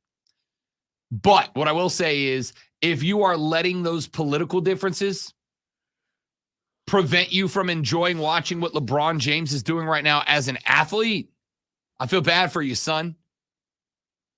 That's an L for you, unfortunately.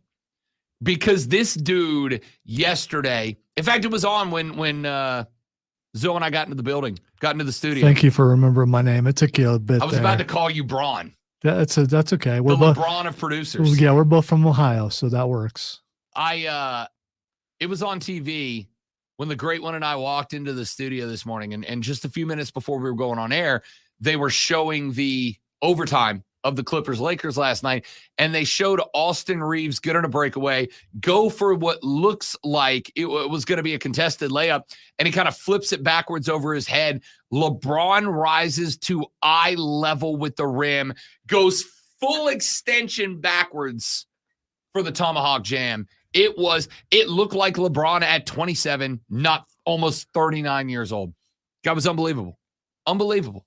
If you are missing out on this cat because of political differences with him, I don't know what to tell you, man. You're missing an icon. You're missing a legend. You just are. That's just all there is to it. LeBron is still one of the best 7 players in the NBA, and he's almost 39 years old. LeBron is better than 99% of players in the league at 39 years old. Dude is reached icon status. It just is what it is. Texas says Liberob makes his triumphant return to the show. I don't think it takes a Liberob position to say LeBron James is one of the GOATs, and if you're not watching this guy because you don't like his takes on politics, I just feel like you're missing out, man. I just do. I put it in the same vein as Nikola Jokic. You've got to watch this guy play. You are missing a period of history in the NBA if you're not paying attention. It's that simple to me. All right, let's take a break. When we come, look at that. I'm on the clock. I'm on the clock, Lonzo. Mark it down. Write it down. When we come back here in just my a minute. clock and your clock are two totally different things. But They're not? My clock, you should have went 5 minutes ago. But I think it's 32, right? Well, it's 35 now. So that's 3 minutes off, which for me is perfectly on time. All right. Frank Reich said he's driving in right now. I want you to know that.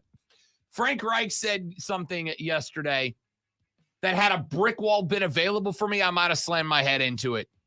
And I'll tell you what that is and why I'm stunned it took him till this long in the season to say it when we come back on the Rob Brown Show on the Fan Upstate.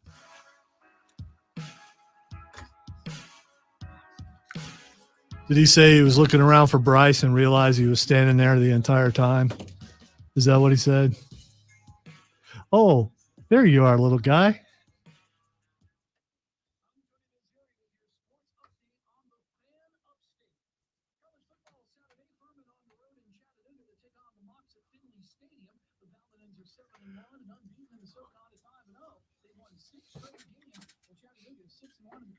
I apologize to the stream. I cannot stop yawning. I don't know why. Because it's very early. No, it was very early, a couple hours ago. Now it's just early. Regular early. Yeah, it's just early.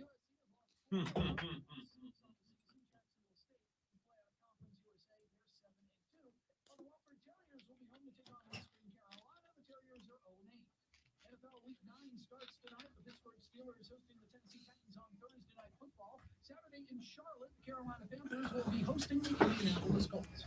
Download the Odyssey app and search The Fan Upstate. Then listen anywhere on your phone. I'm Tony Desiri, and that's your sports flash on The Fan Upstate. Hey everybody, Mark Ryan here. Ladies and gentlemen, I come before you today with a heartfelt appeal. We have the opportunity to make a difference, to stand beside those who have served and sacrificed for our country. Our good friends at Ingles Markets have teamed up with Upstate Warrior Solution, a nonprofit that has served nearly 9,000 warriors and their families. Now you have a chance to be part of the solution. Right now, when you shop at Ingles Markets, you can purchase an icon at checkout for just $5, and 100% of the proceeds go directly to Upstate Warrior Solution. Please consider buying an icon or two between now and November 11th at your favorite Ingles Marcus location. If you want to learn more about Upstate Warrior I'm Solutions, starting to believe the air is on some sort of timer and we can't get it to trigger until, because it will start working like when office hours start. Conspiracy, man. The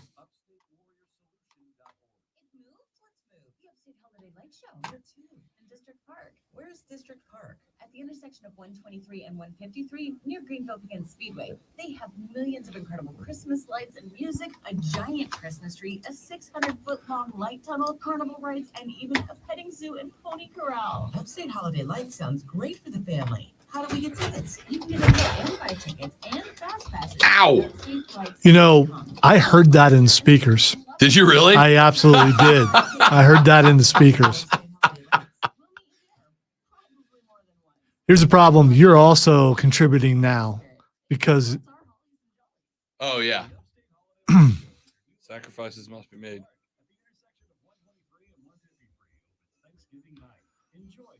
when T2 and I are in the same room, it's just like, oh.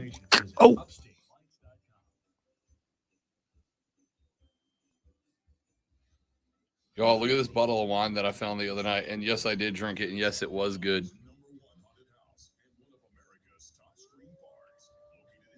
Childress Family Vineyards Dale Earnhardt Tribute Red Blend. And it was delicious. Stream, don't do what you want to. And I drank it fast. Don't. There's so many jokes in there, that bad ones. I drank it fast. Did it come out as fast? Tell you what. Caught a pretty solid buzz off of it. That's not what I meant, but that's fine. See, when a human being or an animal ingests things, the things are excreted in some way. No more than regular wine.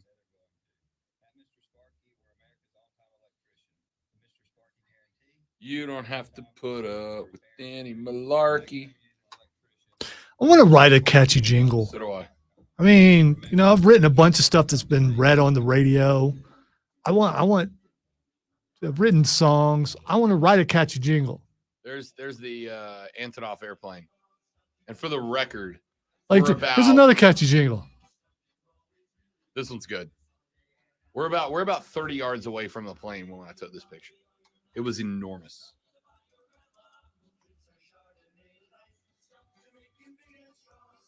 Is it a bad thing for grandma to drink Chardonnay with ice?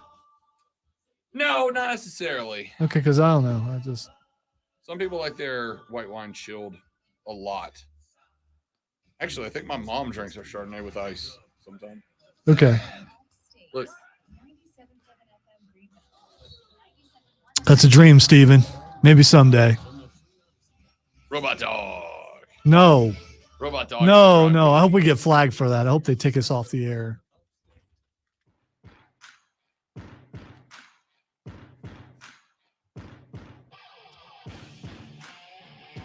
You know, every now and then, even good coaches have a duh moment. Even good coaches say something that you go, yeah, that's how that works. Duh. Yeah, exactly. Like Frank Reich. Now, I will say, I absolutely do believe that it is far too early in the tenure of one Frank Reich to declare him a success or a failure for the Carolina Panthers. Why did you even put success in there? I mean, you should have just went with failure. He's won one game. One. The sentence was singular. One. It is too early in the tenure of one Frank Reich to declare him a success or a failure. No, declare him a failure. I shan't. I will not do it. It is too early. Why am I so blurry? Because even they know what you said. You should have left out the success part, and it caused you to be blurry. The haterade strong from the great one. I am not going to say. I appreciate victories. I'm sorry. I guess that you don't. 7-game sample size is you're absolutely a spoiled Chiefs fan. Absolutely a spoiled Chiefs fan.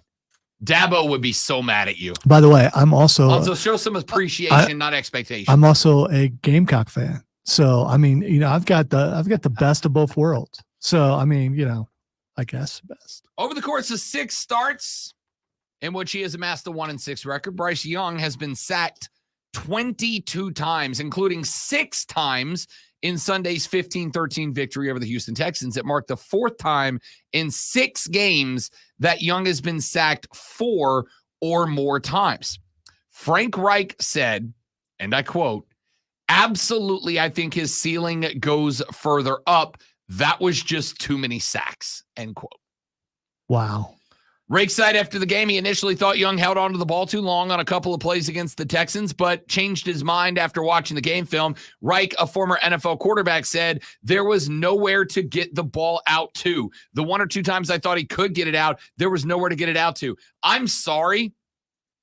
Is that not something that, I don't know, who's the guy that's been saying that since week 1? Oh, yeah, me. Exactly what I have been saying.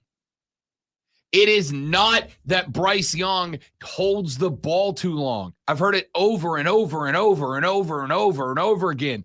Go watch the All-22 film. Go watch the All-22 film. Go look down the field and tell me where you want him to throw the ball. Because what's going to happen is inevitably this. There's going to come a point where he's going to go, all right, nobody's getting separation. Nobody's getting separation, and I am under duress. And by the way, when I say fewer sacks, I'm not putting this solely on the offensive line. This is on the wide receivers too. You've heard the term coverage sack before. It's also on the quarterback if he could get the ball out a little bit quicker. To who? To who? To a play designed where you could get the ball out quicker. To quick slants, throw it to the sideline. I mean, there's a lot of things you could do.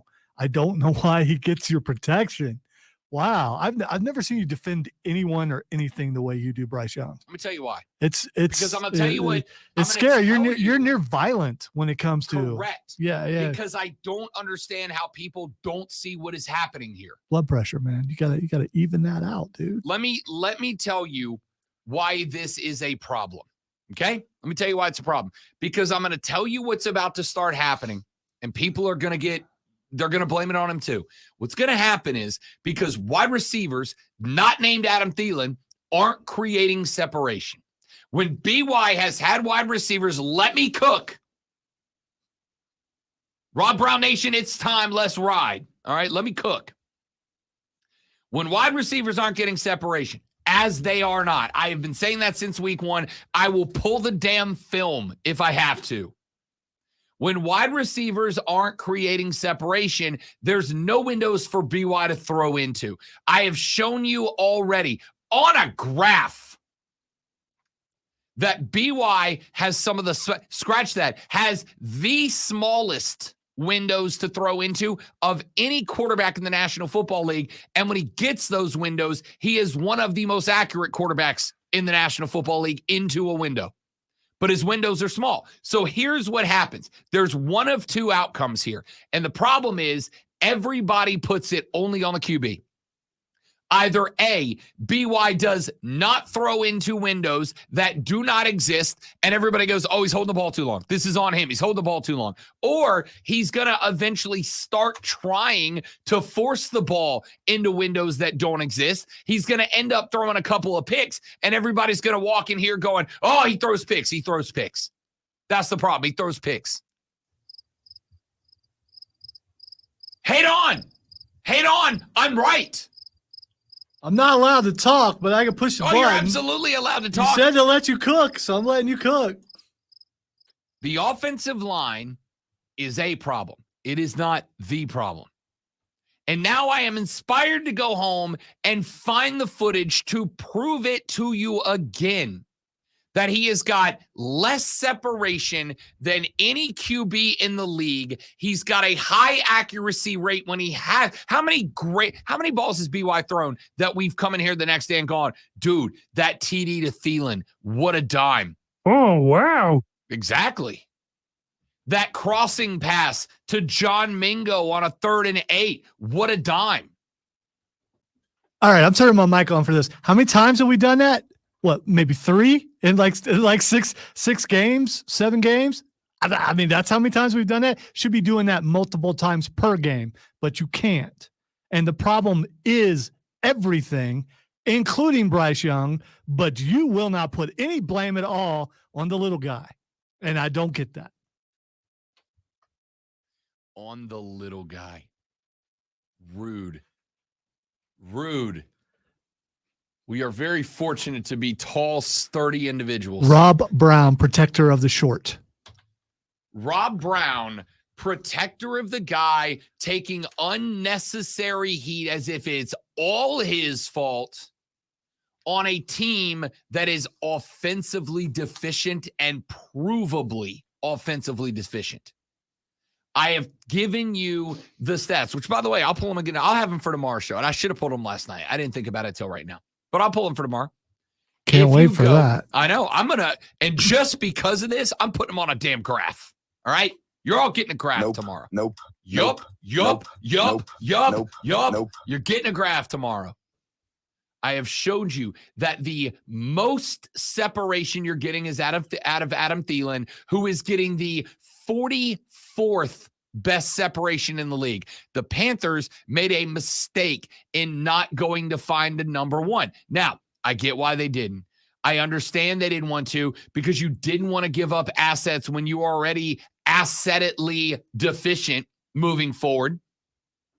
I understand you certainly didn't want to give up assets when the world that exists is a world in which there weren't any number 1 receivers available that weren't on the final year of a contract, which means you would have had to give up a big pick to bring a guy in to a team that is 1-6 and not going to the playoffs.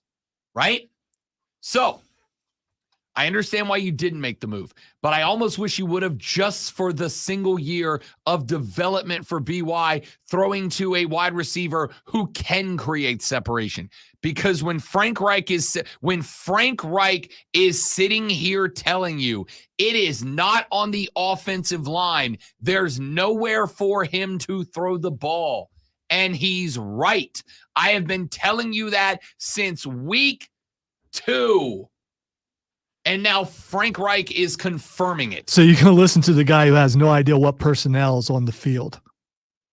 That guy. Am I going to listen to an NFL quarterback break down NFL quarterbacks? That guy. Yes. Oh, my bad. I called that play for that guy who's not out there. Yeah. So Right. I'm just saying. And then what did he do? He made the correct and mature decision to hand off the play calling responsibilities and go ahead and dial in on running the team. I don't know if it's mature going, man. I can't. You know what? You do it. It is absolutely. I don't know. It is always delegation mature. maturity? I don't know. Yes. Maybe sometimes delegation is saying, I can't do this. Let someone else do it. That and is also, literally maturity. Also, let someone else take the blame. It is definitely maturity. I don't know if it's mature if Thomas Brown's going to get all the blame now. What blame? He's 1-0 so far. Yeah. It is a. I hope he wins. Hope he wins the rest of his games. That would be awesome.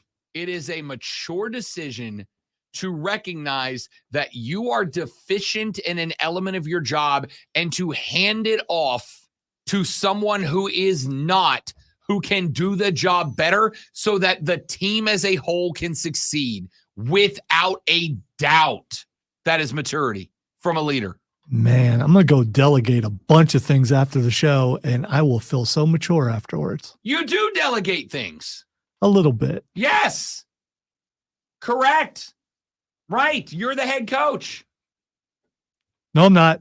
I am You're not the head coach. You're in charge. Okay, maybe I am the head coach, MOC. but someone else is a general manager, and they're in charge of everything. Right. I do nothing unless I'm told to do it. They entrust you to be the HC of your staff, and you delegate responsibility in there. So when Frank Reich is coming out and going, look, it is not an offensive line issue, and it is not a BY's not seeing guys issue. It's a there's no guys to be seen issue. And that is something that I, knower of ball, have been telling you for 6 weeks now. Then you know we're probably on to something. Frank Reich listens to the show. He heard me say it. He finally watched the game film and went, damn, Rob's right. He knows ball. If Frank Reich listened to this show, he would no longer listen to this show, and it would be all my fault. That is correct. That is correct. This is interesting. Indianapolis is above average in the sacks department on the year. They average, they are 12th in the league in sacks. They have not gotten a light lately. I think they had 2 against Derek Carr last week in a game the Saints won. It is a close game. The Saints were mostly in control down the stretch, but they did win. But this is why I'm intrigued in this game, probably more than most of the rest. Indy has allowed at least 37 points in 3 consecutive games. They are dead last in the league in points allowed per game. They are averaging almost 27 points allowed per game. This is arguably, to me, the first game that I'm looking at and going, BY might cook this weekend. I went on the record last week and told you, I think Carolina beats Houston. Rashad didn't believe me. Zoe didn't believe me. Most of y'all didn't believe me. That's the first win I called last week. I'm like, this is a winnable game. I'm going to tell you right now, Indy's a winnable game. It's not a guarantee because Jonathan Taylor is a man. Jonathan Taylor is a dude that is capable of beating anybody by having one of Jonathan Taylor's performances. But if you can lock in on Jonathan Taylor, remove him, and make Minshew make magic, he will turn the ball over. And if you can be +1 or better in the turnover department, Carolina can win game number 2 this weekend by letting BY cook against one of the worst defenses in the NFL. Book it. Lonzo, do you have any faith that Carolina can win this weekend? Oh, absolutely. I think they've come into a stretch of games where they've got a shot at winning each one. But yeah, they definitely have a shot at winning. I don't want people to think that I don't want them to win. I do. I want them to win the rest of their games. That's not being sarcastic. I want them to win. I also want Rob to put some blame on Bryce Young, and I guess it's never going to happen. Lonzo, he could throw 5 interceptions, including a pick 6 at the end of the game when there's a wide open receiver, and Rob will still not blame him. I want you to show me the plays there's a wide open receiver. Just show me the plays he's missing wide open receivers. Show me. I'm happy to see him because I ain't. Let's get a coach's clicker in here, and we'll sit down, you and I, and we'll go over play by play. We can't do it online because we don't have permission, and we'll do that. And I will show you an open receiver, and you won't see it. Bet. I will be happy to watch that because I do watch the All-22 film, and I don't see it. Texter said, any QB can make plays when there is separation. That's common sense. The difference is that other QBs create plays if there is not one. Bryce is not special except for his tiny hands. Rob is a height supremacist. No, I'm not. Lonzo's the height supremacist. Lonzo's in here blaming Mr. Too Small. Which, by the way, you ain't hit that clip once. I'm shocked, to be honest with you. You didn't drop a too sweat on him at all. I don't need to drop the too short. I think the joke is old. Unfortunately, it's no longer a joke. You've won 1 game out of 7. It's not, Texas said, Rob, let's use the bleep button a little more this morning. It's chilly. Let's go. We should go to break and a sports flash. Lonzo is about to not just entertain you, he's about to make you a better person right now. That's not true. I'm going to talk about the Falcons. The Atlanta Falcons will debut their second starting quarterback this Sunday when they play the Vikings. Head coach Arthur Smith said the decision to start Taylor Heineke over Desmond Ridder is a 1-week decision for now. Smith said the decision was about Ridder's concussion, although he has clear concussion protocols. You got to be careful. You do. And I think Heineke's playing because of the Halloween costume. The Texas Rangers are the 2023 World Series champions after eliminating the Diamondbacks in 5 games with a 5-0 win yesterday. It's the first World Series title for the franchise. Corey Seager earned Series MVP honors. Tune in Thursday. Hey, that's tonight. This is Thursday at 7:30 for Thursday Night Football as the Tennessee Titans take on the Pittsburgh Steelers on your home for the NFL, The Fan, Upstate.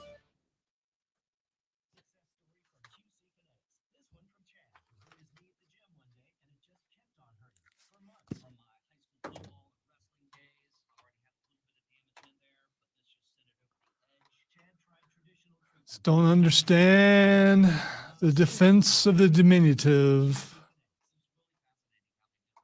He doesn't defend Kyler Murray like this. It's weird.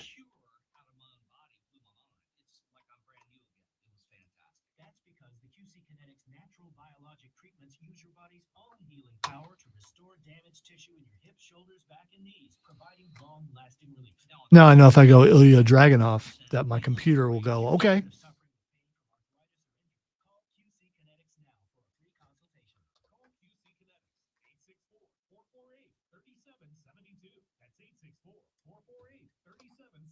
I have other duties elsewhere, Stephen.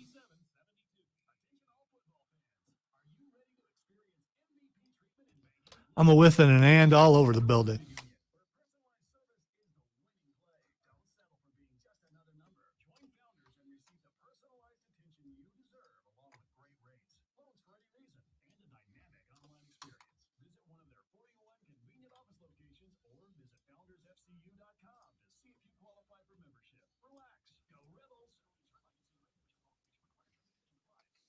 Chattanooga on Saturday with a chance to claim the conference championship and the auto bid to the NCAA playoffs. Kickoff is 1:30 p.m. We'll have the Pepsi countdown to kick beginning at noon on the Fan Upstate.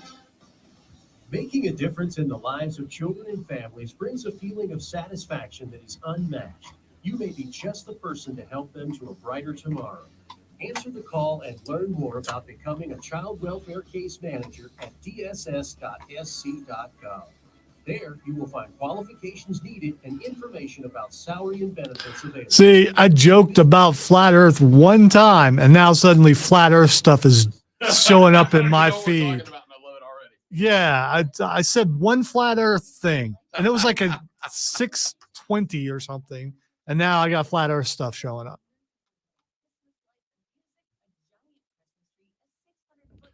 All right, I do have a question for you, Rob. So, in the middle of the Upstate Pulse, my Siri went off. Is that a noob offense?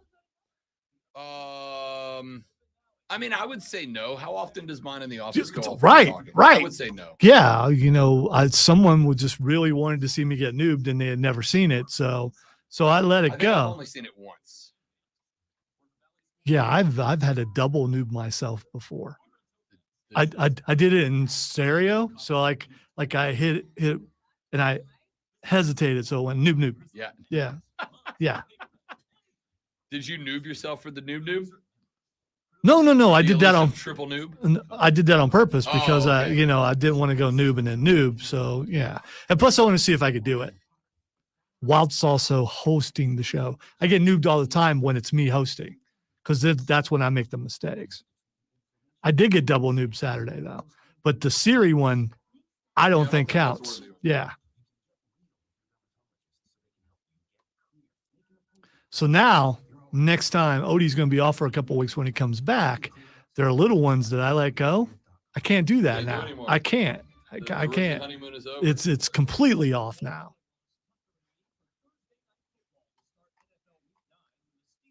And he generally will check in the morning and watch. So I hope he is watching and understands. I gave him the opportunity to rescind the newbie, to not push it.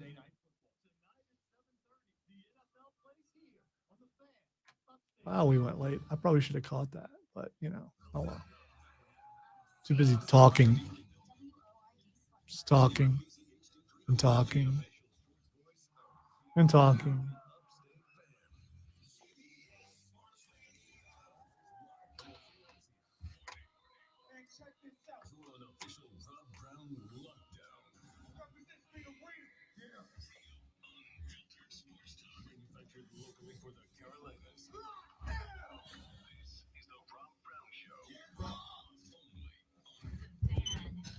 Yeah.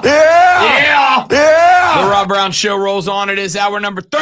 Ladies and gentlemen, welcome in. Great to have you. Busy hour coming up. We got Rashad Beard joining us here in just a little while. The very next segment, as a matter of fact, we have got Emily Adams of the Greenville News, coming by to talk Gamecock football with us in the final segment of this hour. And, of course, coming up in just a tick over an hour from now, it's Thursday. You know what that means. Time for Fight Club with the great Milonzo, which I got to tell you, Zoe, we may have to do an extended Fight Club today because there's a lot. There is a lot to get to, including a premium live event this weekend, a 2-week-long Halloween Havoc, which I think was phenomenal. AEW is on fire right now, in my opinion. SmackDown might be the best wrestling show in the game right now. We're in good shape, man. Plus, Tyson Fury's got his next fight lined up. It is in February against Alexander Usyk. It is for the titles. And I'm going to tell you right now, if the Tyson Fury that showed up against Francis Ngannou shows up, he will lose to Usyk. You need to save this because we're going to be talking some Tyson Fury for sure. I was just throwing out one thought to excite the people. Fine. Just got to, you got to. Stop your teasing, Rob Brown. You got to whoop them up a little bit. That's all. You got to get them a little excited. That's all. All right. Let's get to By the way, stuff. apparently the Braves have made a trade. According to the stream, that might sign Joe Jimenez. Okay. All right. I guess that's not a trade. It's a signing. That. We'll talk some Braves ball because the initial odds for the 2024 World Series have been released, Lonzo. You'll want to take a stab at who the odds-on favorite for the 2024 World Series are? I'm going to guess the Braves. That is correct. That is correct. The Braves and the Dodgers share level top odds to win the World Series next year. And I'm going to go ahead and tell you, I might as well just get it out of the way now. The meltdown is on for 2024. The meltdown is on. I'm just gonna start. I'm just gonna start now. I figure if you can't do now, that. You can't panic now. They haven't even handed out postseason awards yet. Hot as fish grease, bro. No, you can't. Come on. I just did. Yeah, but I can't calm you down now because there won't be a next day of games where the Braves win a doubleheader. So now you're just gonna have to let that fester. What do you mean let it? It's been festering. We got bumped out of the playoffs in the divisional round. Yeah, but the more that season's over. That's behind you. You move on to the next one. That's it. The Braves fight song right there. It's like your fight song. You need to be more positive. Sun shining. Yeah, it's cold outside. The leaves are turning. It's beautiful. It's a beautiful, crisp day. It's very nice outside. We're on this award-winning show again today.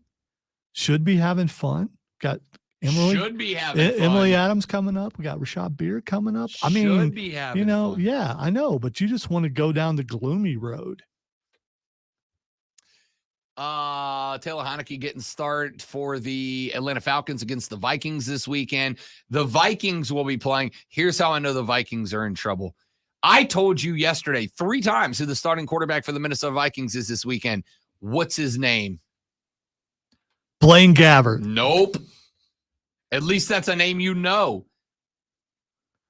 Just because he's presently the backup quarterback for Kansas City. But, The Vikings this weekend. He had to look it up, by the way. No, it didn't. Okay, it looked like okay. No, all right. I know who it was. Yeah, but I mean, it looked like you had to look it up. You know why I didn't have to look it up? Because it's written on your sheet. No, because I looked it up before the show started this morning when I went, all right, Taylor Heineke starting. He's playing. I could have looked at that sheet too, but Now, if this game was next week, he would be taking on the legend that is Josh Dobbs. But not enough time to get Josh Dobbs into the Viking playbook. So Jaren Hall, the 5th round draft pick of this year, is going to get the nod for the Minnesota Vikings. He might light it up. He might get the nod next week too. Dude, I'm here for listen. Jaren Hall can move a little bit. 6 foot 207 out of BYU. He can scramble a little bit. This is going to be real interesting because I'm not going to be shocked to find out that Jaren Hall is going to throw the ball 12 times.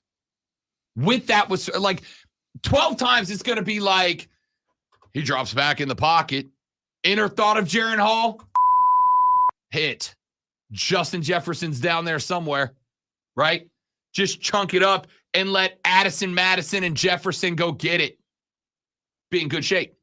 Taylor Heineke getting the nod for the Atlanta Falcons. You know, it's about the time in the year that I think I called for the switch. Like it's about the time when I said you're gonna get to week 7 or 8, and then the coaching staff's gonna go, Desmond Ridder ain't it. Heineke familiar with the terrain in the NFC South because he was a starter for the Carolina Panthers for a while. It's not like you're bringing in a guy who doesn't know how to win because he's won some games. The move is interesting, not that it has happened. It was expected by me, ball knower, to happen. Told you this preseason. The unexpected reason is that they're doing everything they can to make this switch, but not destroy Desmond Ridder in the process. So last week, Desmond Ridder took a shot to the noggin. Last week, he went through concussion protocol. Last week, he had to go through the test, and he passed them all. He is out of concussion protocol. But Arthur Smith said that he wasn't himself. He just wasn't himself. And for the record, when I want to be very, very clear about this, 100% in favor of NFL coaches going, yeah, my guy's not my guy right now. We're going to sit him for a bit. 100% especially when it comes to concussions. I've been around some people who got concussions and it changed their complete personality. Yep. So, I mean, you got to be careful with that. I could not agree more. I am 100% in favor of coaches erring on the side of caution when it comes to a noggin injury. So I internally want to give credit. I internally want to give credit to Arthur Smith if he is doing this truly and genuinely because Desmond Ridder ain't himself right now. But in the same breath, he said that Desmond Ridder is doing everything right. He's coming to meetings. He's participating. He's helping build the game plan. He's communicating to Taylor Heineke about what he has seen out of the offense, so Heineke gets a leg up on it, et cetera, et cetera. Desmond Ridder, according to Arthur Smith, is doing everything as expected that he would be on starter week. He's just not starting. Here's the reality. The Atlanta Falcons have built a team that can compete. You know how I know they can compete? They're 4-4 despite Desmond Ridder, not because of Desmond Ridder. They are 4-4 despite Desmond Ridder, and I mean this. I mean this. If Derek Carr was the quarterback of the Atlanta Falcons, they'd be 6-2 right now. I'm 100% dead serious. They would have won the game against Jacksonville, the London game. That was the Toy Story game. They would have won the game against Jacksonville. And I would make the argument that they likely would have won the game against the Washington Commanders that they lost. I also go back to the Detroit game. They lost that game 20-6. They were in the red zone and didn't score like 4 times in that game. And it's on Desmond Ridder to me. I 100% think if you stuck an average quarterback in Atlanta, that team is currently 6-2 and in charge of the NFC South. Instead, they're 4-4 and tied with New Orleans for it. So, how would they do if Bryce Young was there? Honestly, 5-3 at the worst. If you gave Bryce Young the wide receiver core that the Atlanta Falcons have right now, he would be he would be that tiny terror. He would be a little legend. He'd be a diminutive dude. He would be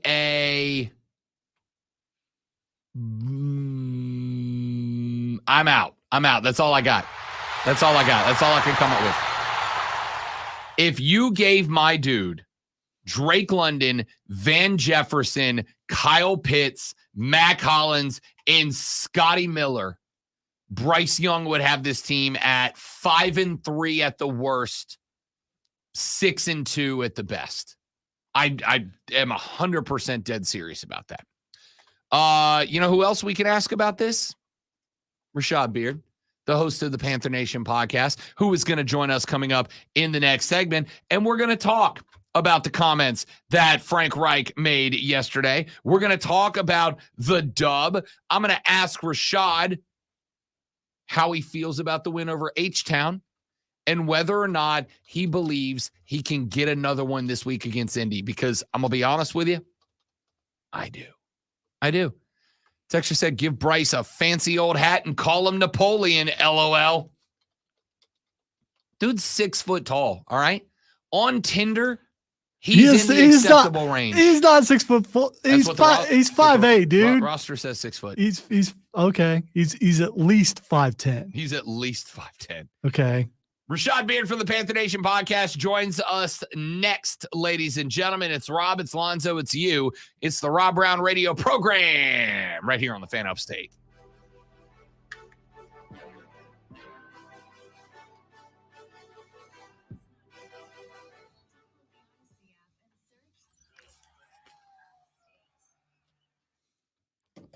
So wait till the beat drops, get it perfect, Beep, and beep, then beep, there's beep, beep, music beep. behind the liner. So I have to fade it anyway. Horrible.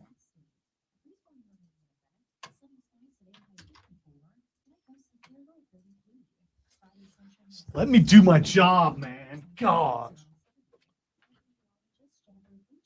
All right, guys, we're going to step away for a minute while we get Rashad lined up. We will be right back. Don't go nowhere.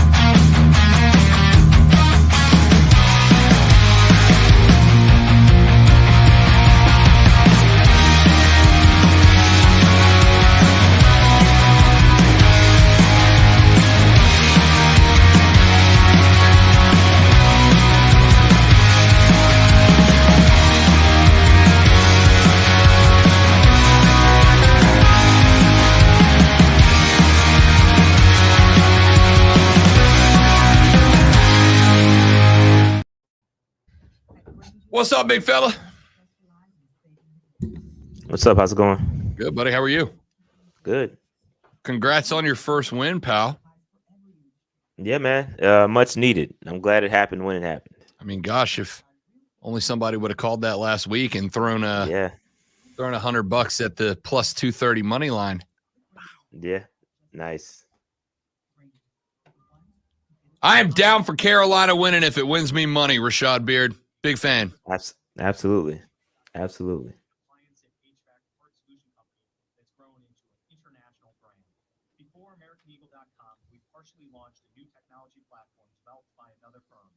American Eagle helped take our technology to a whole new level with digital marketing, software development, and business insights into our key markets, appliances, HVAC, and outdoor power equipment, and did so both on time and on budget.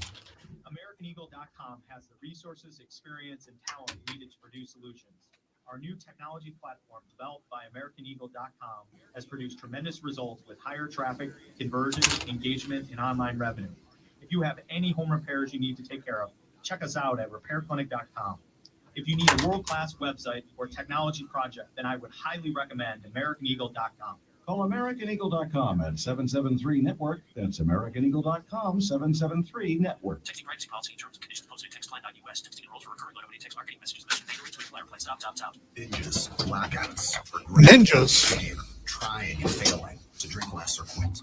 Hi, I'm Jonathan, founder of Or Health. I know how scary drinking too much can be because I struggled with alcohol misuse for most of my adult life. But I also know that it is possible to drink less or quit, and medication can help. Naltrexone is a safe, effective medication that makes it easier to cut back or quit drinking, so you don't have to rely on willpower alone. I started Or Health to make access to naltrexone convenient and private, to help people like me regain control over alcohol. If you're ready to stop drinking or just I don't know what you're talking about, Steven. to 323232 to get a secure link to Or Health's private online assessment by licensed medical professionals. They'll evaluate your assessment, and if medication is right for you, prescribe it online. We'll deliver your prescription right to your door. No doctor's Rashad, can you see the comments?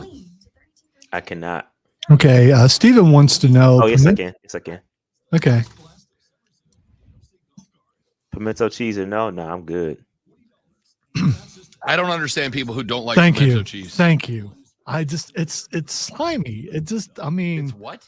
it's slimy. I mean, I can eat it, but I'm not like, oh my gosh, they put pimento cheese on that. I got to go get that. I had a No. pimento cheese bacon burger last weekend that I'd slap you for. You do what? What? I said what I said. That I'm reporting you to HR. Hi, I'm HR. Now, I have had some pimento cheese at Bacon Brothers, and it was pretty good. But Yeah. I guess if it's on a burger or something, yeah, but I'm not going to go out of my way to order it. Probably. Same. Yeah, neither am I. We are aligned like normal.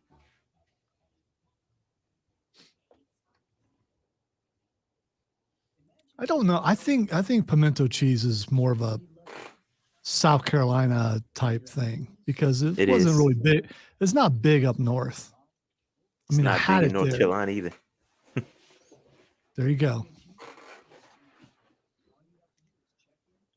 I'm trying to goad him into defending pimento cheese. It's not working. You can't read and talk at the same time. It's a problem. Reading is the one thing that I cannot do and also talk. The ADHD makes me pick.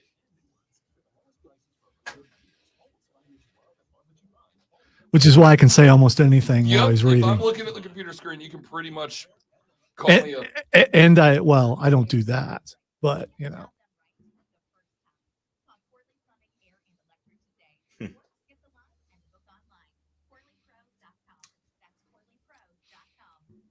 Wait, those commercials, James, say that they're delicious. Nah, bro, it does look terrible. It does. I'm not. Yeah. I'm gonna tell you this: pimento cheese has got to be like freshly, locally made. Don't give me something that's come from a. So I'm you're sorry. saying you could tell. Oh, 100%. All right. 100%. Okay. 100%.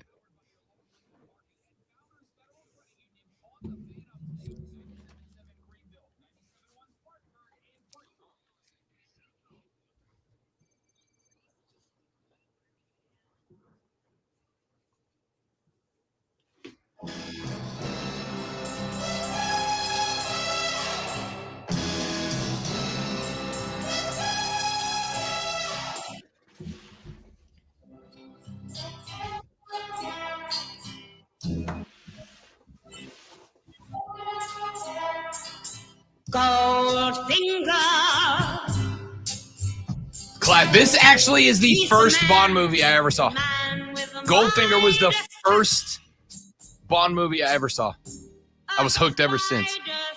James Bond, of course, my second favorite super spy. My first is the one that joins us now and every Thursday to talk Carolina Panthers My football. first one was Octopussy.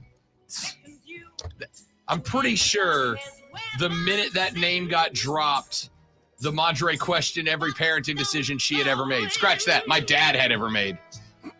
Rashad Beard joins us here on the show to talk a little Panther football. What's up, big fella? Congrats on being 1-6. Yeah. Come on, man. Yeah, can we just start? Can we just say 1-0? Let's just go 1-0 1-0 since last week. Yeah, 1-0 since last week. Yeah, it feels good. Feels good to finally get the W. You know, and the way it happened against who it was supposed to happen against was also great. So yeah, I'd like to hear more from Zoe about that too. I was going to say, by the way, since I was told the only thing that matters is wins, Bryce Young now officially better than CJ Stroud. Well, we've already established this. Yeah. So obviously it must be true. So there we go. Win's a win. Yeah. And I don't get you coming at me. I want them to win every game. So I mean, you know. All right, let's get into that win, Rashad. And I want to start with something that we talked about earlier in the show, and I will bring it up and let you run with it. Frank Reich said in the maybe most duh thing he said since he took over the coaching position, that if we can protect Bryce better, the ceiling will continue to rise. And yeah, obviously, but I've also argued that there's actually a second part to that, because in that game against Houston, Bryce got sacked, I think four or five times. And I looked 6 times. That's right. It's the 4th time in 6 games he's been sacked 4 or more times. And I honestly don't think the offensive line was playing particularly bad football. I think a lot of these are coverage sacks. I think a lot of these are, there's just not places for him to throw the ball down the field that wouldn't be forcing them into questionable spots. I don't want the offensive line to get thrown under the bus here, Rashad. I still think there's not enough separation for BY to really have an opportunity to prove what he can do with the football. Am I being too gracious towards the young man? Yeah, you're being too gracious to the offensive line. Okay. I think that because I look at these things, I break it down. 2 of the sacks were covered sacks. 4 of them were attributed to the offensive line, and 2 of them specifically were attributed to Ike Ekwonu. And he was getting destroyed in that game. I mean, he was getting absolutely hammered. I think he gave up 4 pressures. It was not good from Ike. He's got to be better. Shout out to Mike Wall, former Carolina Panther. He is a trenches guy, and he just says that Ike is not trusting he's leaning too much on his athleticism, and not he doesn't have the fundamentals just yet. And unfortunately, he was drafted to be a run first. He's a power guy. He's a power run left tackle, and we are not that yet. We can't yet establish the run, and we're putting him in situations where he has to pass block, and it's not quite his forte. So I would think the offensive line, I think they're going to get better. They're going to gel. Austin Corbett came back. So there's a little ray of hope, but I do think the offensive line configuration that you're going to see, or that you saw last week, is what you're going to see moving forward. And they just have to be better. Ike has to be better in order for Bryce to take the next step. Because I agree with what you're saying. I agree with what Reich is saying. You can see it. You can see it in this game. You saw what CJ Stroud had time. He had receivers catching the football, and Bryce didn't have time. And he had receivers not catching the football at times. And you saw the stark difference between the two. Bryce was still able to get the W in spite of all of that. But yeah, I think Bryce needs help on the offensive line for sure. There was one shot that I kind of looked and just, had to go with the face palm. He hit John Mingo on the sideline for what it would have been a first down and probably another 20-plus yard reception down the field. And I blew my mind, because it was like the first time I saw John Mingo open, like he made himself open, and then he drops the ball. We talked about that stat line of 235 yards and a touchdown. And Rashad, honestly, that number could have threatened 300 yards, but there were like 2 or 3 drops. It's like, man, if you guys can't create the separation, I need you to be great and not put footballs on the ground. Lonzo thinks that I am going out of my way to defend BY when I point out that an offensive line built to be a run team that is asking for pass protection, wide receivers who can't create separation and then drop the ball when they do. All of these things make Bryce Young's life tougher, which is why I think I work so hard to shield him, because I think there's a lot of moving parts, but we've created this quarterback criticism first world, and I think it does more damage than good for him. I mean, I don't know what else you need to see. I mean, if you watch that game, if you watch the Houston game and you watch what we went through and what CJ Stroud has to deal with, he only got sacked twice. He has receivers that are not dropping the football. They're making amazing catches on the sideline. And you can see the stark difference between what Bryce Young is dealing with. You have a DJ Chark, who we've been begging to get the football deep. He's open 20 yards down the field on the out route, and he drops the football. Bro, we've been waiting for you to get active all year. We've been waiting to see these deep footballs, and you drop the football. I mean, Hayden Hurst has been complaining about his usage. You get a pass thrown to you, and you drop it. Mingo, you drop it. Like, it's not acceptable. It's just not. And I think that, you listen to, all these the guys that break the football, that break down the X's and O's, you see that Bryce Young needs help. He needs more talent, and I believe once the offensive line is fixed, once we're able to get him legit weapons, you will see the true Bryce Young shine. I don't know what else more you need to see. That makes me happy to hear. You get Austin Corbett back. Sorry, I wasn't paying attention. Yeah, no, that's fine. I assume. Austin Corbett comes back, and I do think it is a big deal to get the offensive line healthy and get the offensive line fixed. With that being said, I noticed a couple of differences, Rashad. Not enormous, not glaring, but I do think important. Couple of differences with Thomas Brown at the controls this weekend. Without saying what they are, I'm going to ask you if you did, because I'm curious if we lined up on this. I mean, the most obvious one is that they got to the football. They didn't have any clock management issues. Everything it just looks smooth. And one thing I would like to point out: not only did Thomas Brown's play calling look great, I think that Frank Reich's clock management in turn looked great, because he didn't have to call the plays. We didn't. You look at the end of the first half where we were able to get the football back. They were aggressive with the timeouts. I think everything just looked better. I do think we stretched the field a little bit more with Thomas Brown. I think there was like 3 or 4 deep passes, 20-plus yards. That's great. If our receivers could catch the football, Bryce Young would have been 4 or 4 at 20-plus yards throws. So it would have been great. So there weren't many screen passes. We saw one screen to Adam Thielen. So, yeah, things look great. We still tried to run the football a lot, which we could not do. We still cannot run the football for some odd reason. The 4th and 1, the shotgun, that's unacceptable when you had 4 tries at the 1-yard line. That's not acceptable at all. So while it did look better, we saw some good things on the offensive side of football. Thomas Brown, there are some criticisms as well.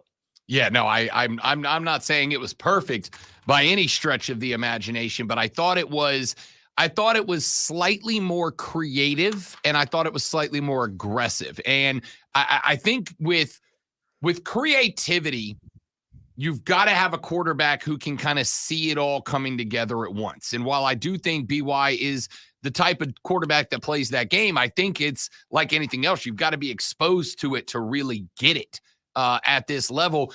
But that's where that aggression comes in. I did think they were taking more shots, not necessarily deep shots, but I thought they were, instead of a bunch of 5 and ins, you were running 7, 10, 12-yard routes more consistently. I think Chuba Hubbard does have an opportunity to put some flourish on it right now and kind of take that number 1 spot away. Is that an offensive line thing? Is that a running back thing? Is that a, too much power run, not enough finesse run? Like, what would you say is preventing Carolina from finding the run game? That's a great question, man. I just think it all starts up front. The guys got – and, again, Corbett's coming back. I think that's a big part of it. We saw that we were able to run on guys last year. So I don't know I don't know what it is. I can't pinpoint what the problem is, but I would like to see a little more creativity out of the run game specifically. I'm not – basically all the runs I'm seeing are like basically inside zone runs. Like let's hand the football off to Chuba. Let's get him going, and let's see if he can hit a gap and go. Like, that's basically all I'm seeing. I don't see any runs to the outside. I don't see any tosses. And maybe they just can't do it. I don't know. I don't know what the problem is. I can't answer that question. But we got to find it from somewhere. And I do think Chuba has firmly taken the job from Miles Sanders. I'm surprised Miles Sanders didn't get flipped for a pick. Well, they probably tried. Nobody wanted to get him. But, 2 carries for 0 yards, unacceptable for Miles Sanders for a guy that's getting paid, I think, $6-7 million per year. It's not acceptable. Chuba is the man. He's RB1 right now. All right, let's take a look ahead to this weekend. You got Indianapolis. You got Minshew Mania. Of course, the Saints knocked off Indianapolis this past weekend. It was a game till it wasn't. Probably a little tighter than the final score indicated in that one. Indianapolis is a team that's got the weapons to move the ball up and down the field. They got a above average receiver core. Jonathan Taylor looked like Jonathan Taylor again last weekend. But I've also pointed out that as much as I love the guy, he's a character.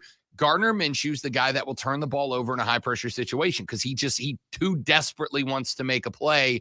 If you put pressure on Minshew, he will make mistakes. And then the flip side of the football, Indianapolis has the worst points per game allowance defensively of anybody in the NFL. They're giving up almost 30 points a game at this point. I mean, they made the Saints offense look like a bunch of Pro Bowlers last week, and we ain't, bro.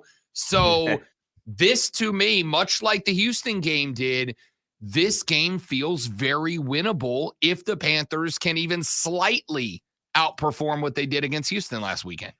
Yeah, very winnable game. I think the next 2 are very winnable, but one game at a time. But we got to give, and we've been talking Bryce Young, we've been talking offensive line, we've been talking a lot about the offense. But one thing we must do is give credit to Ejiro Evero and that defense, because with the goodness gracious, the amount of injuries we've been dealing with on that side of the football are just crazy. And what he's been able to do in spite of that is just amazing. He's putting together a really good defense. Now, again, like you just said, the Colts can move the football. They can move the football. I'm a little nervous about it. I don't want to get in a shootout by any means with the Colts because I don't know if our defense will be able to hold up given all the injuries. But we're going to get Von Bell back. We're getting healthy. We're starting to get healthy. JC, as mentioned yesterday by Frank Reich, a couple weeks away.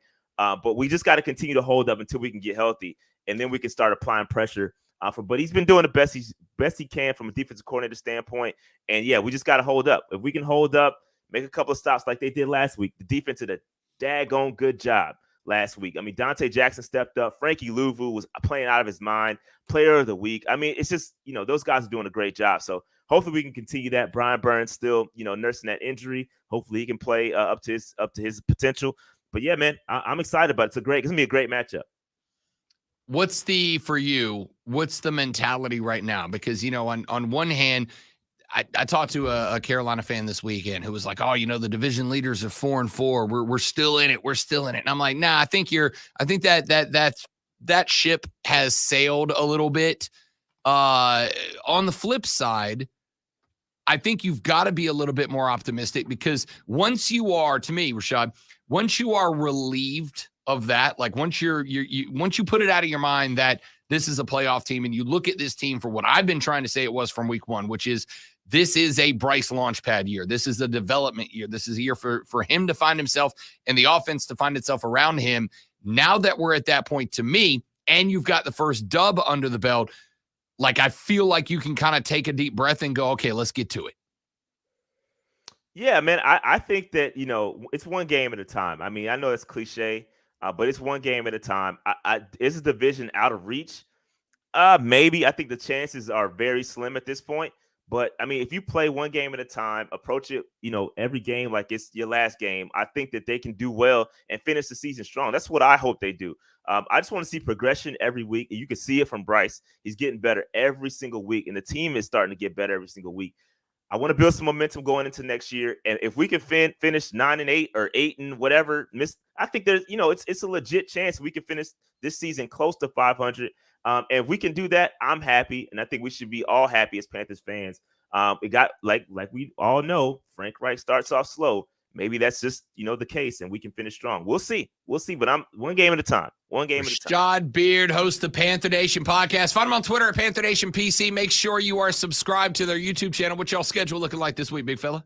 I got A&T's homecoming this weekend, so I'm going to be up in Greensboro. Nothing from the podcast until Sunday when we recap the game.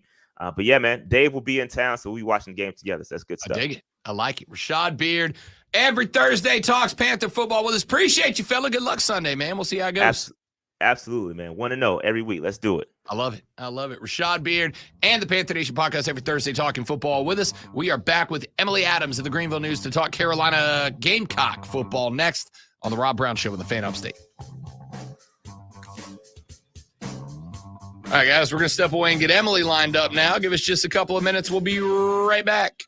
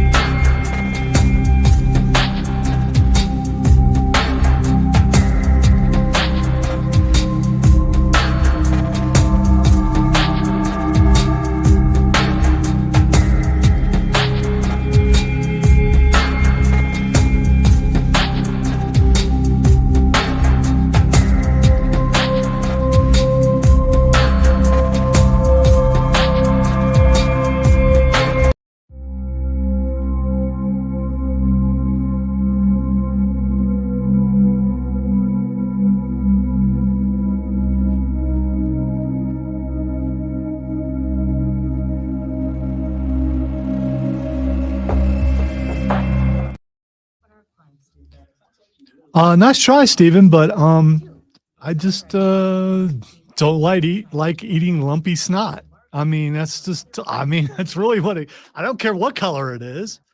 It's just, yeah.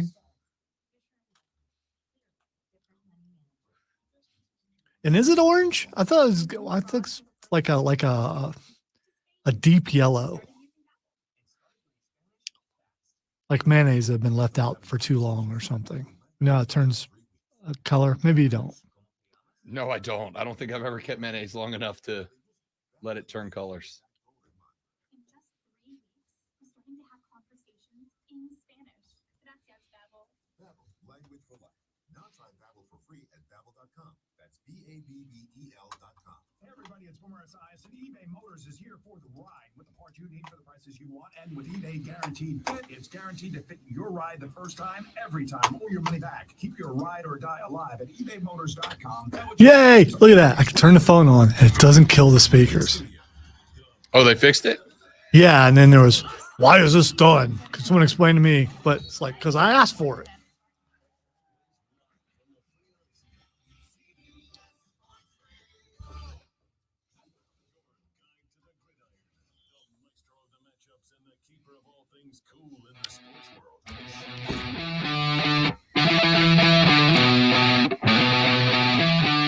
The Rob Brown Show carries on, ladies and gentlemen. Rob Brown and Lonzo with you on a gorgeous, though chilly, upstate Thursday. Remember, we got Fight Club coming up here in about half an hour. In the world of boxing, MMA, and professional wrestling, Lonzo has got you covered from ring post to ring post, and we're getting to that very shortly. But before we wrap up this hour, we take a short little trip, metaphorically speaking, over to Columbia, South Carolina. That is where we find our next guest. She's a wonderful young lady who writes for the Greenville News covering the Gamecocks athletic department. She is the wonderful Emily Adams joining us here on the show. What's up, Emily? Quite a lot, actually. I will only be in Columbia for about 24 more hours, and then I am getting on a flight to France here with the women's basketball team. Do you need somebody to carry bags, or because I can make myself available is all I'm saying. Hey, listen, it's my first international flight, so is it really? Yeah, so it should be interesting. For the record, I do have to tell you, and I mean this, like, I've gotten to do a lot of cool stuff in my career. I am very jealous of you, like on a scale of 1 to 10, 50 jealous of you right now. Yeah, gotta give a shout out to Don Staley and them for scheduling this. It's it's a fun. A bunch of us on the beat are going, so it'll be a weird week for football coverage, but the basketball should be great. I mean, it's a good, like, with respect to Shado, it's a good thing it's Jayville State week, I guess. It worked out well, all things considered. Emily Adams joins us here on the Rob Brown Show. Man, I can't wait to talk women's basketball, but more importantly, to get Emily's thoughts on Escargot. Yeah, that will be a new one for me as well. But I feel like you can't go and not try it. You know, No, you gotta Listen, at least say you've had the experience. I went to France when I was a teenager with my family, and I will tell you that even as a idiot teenage boy, I very much appreciated the culinary experience of France. So go bananas. And remember, Emily, vacation calories don't count. Oh, okay. We'll file that one away. Yep, there you go. All right, let's talk a little football before you get up out of here and go do some women's basketball as Dawn Staley and her girls do get their preseason exhibitions underway this weekend. Let's talk a little bit about what happened last week at A&M. You and I agreed last Thursday that this was going to be an uphill battle. You and I agreed that, just covering the spread would probably be an accomplishment. And I think the big reason we both felt that way was the injury bug, which has been, aggressive for the Gamecocks. In fact, lost another couple of players in the midst of that game against the Aggies. I have said I think the injuries have gone past being an excuse for Shane Beamer and have entered the territory of being a reason that this team has felt to be struggling this year. Can you talk to me a little bit about where the team is on the injury front? Because my understanding is it's gotten worse. Yeah, it sure has, with the loss of Trey Jones, who will be out this week. So that's number 12, I believe, on the offensive line. 12 guys have had an injury designation at some point this year, which is, I mean, just unheard of. And I think, yeah, you're right in saying that it has become a reason because, you know, when you're starting a different combination of linemen, truly every single game, it's just really hard to get a scheme settled, to get, you know, anything functioning at sort of a stable capacity. And yeah, I mean, Xavier Legette banged up a little bit again at the end of the Texas A&M game. He's questionable this week. Amarian Brown still questionable, so could be without all three starting wide receivers again. So it's just, they've really just been hit hard. And, you know, it's hard, I think, at this point in the season. You just kind of have to make the best of what you have, but what they have right now is so limited. Talk to me a little bit about what that means for this game. I mean, if there is a game remaining on the schedule that maybe you can take advantage of and give a couple of guys an extra week of rest, maybe give them a couple of practices off, let them have a Saturday to stay home and stay in the ice bath and recuperate a little bit. You hope that it's Jacksonville State, but I've also seen a handful of South Carolina fans that have told me that they're a little bit apprehensive about this FCS game. What's the attitude of Beamer and his gang as far as trying to find the balance between making sure you win this game, especially knowing that the next loss eliminates you from bowl eligibility? How important does this game feel for Shane versus the desire to try to get his guys right?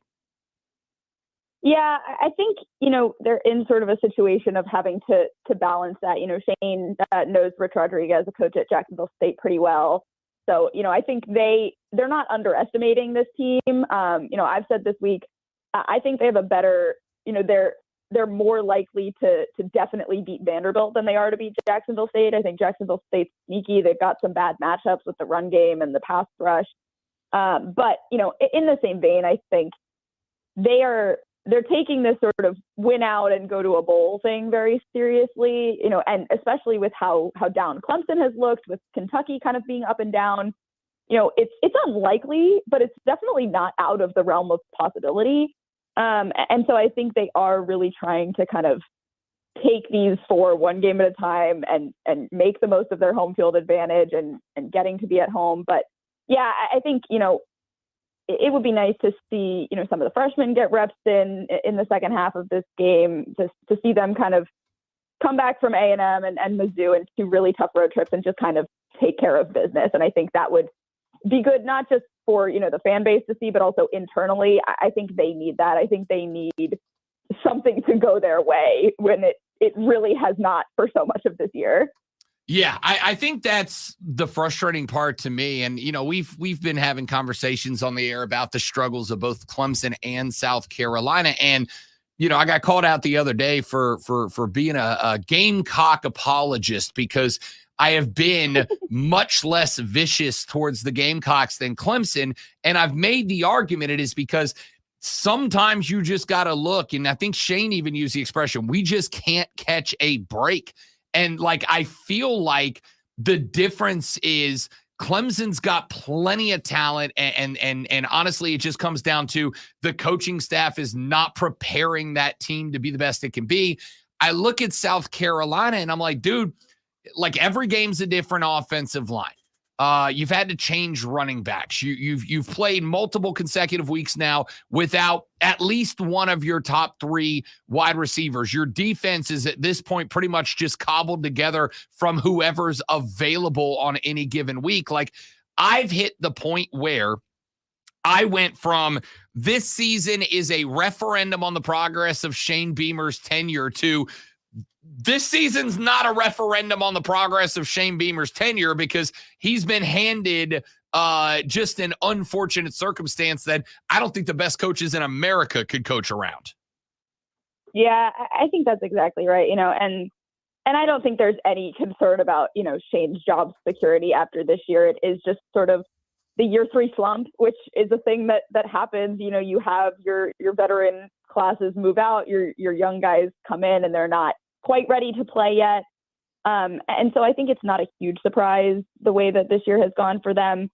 Whereas for Clemson, you look at those preseason expectations that team had, you look at, them letting go of DJ and putting that trust in Cade Klubnik, and it just has not paid off at all. And it doesn't seem like they've been willing to make adjustments to make it better. And that's the big thing with South Carolina. I mean, even against A&M, obviously, not a great complete game, but that first half, the defense was running some new stuff. They had some new personnel groupings that were working really well. They played around with the offensive line a ton after the bye week. They, totally reshuffled that, not because of injuries, just to try to make it more effective. So, I think they're doing what they can. They're just sort of in a situation now where there's not a whole lot left to do without sort of magically healing some knee injuries here. Without a doubt. Emily Adams from the Greenville News joining us here on the Rob Brown Show and the Fan Upstate. All right, let's talk about very quickly, Emily, this game itself.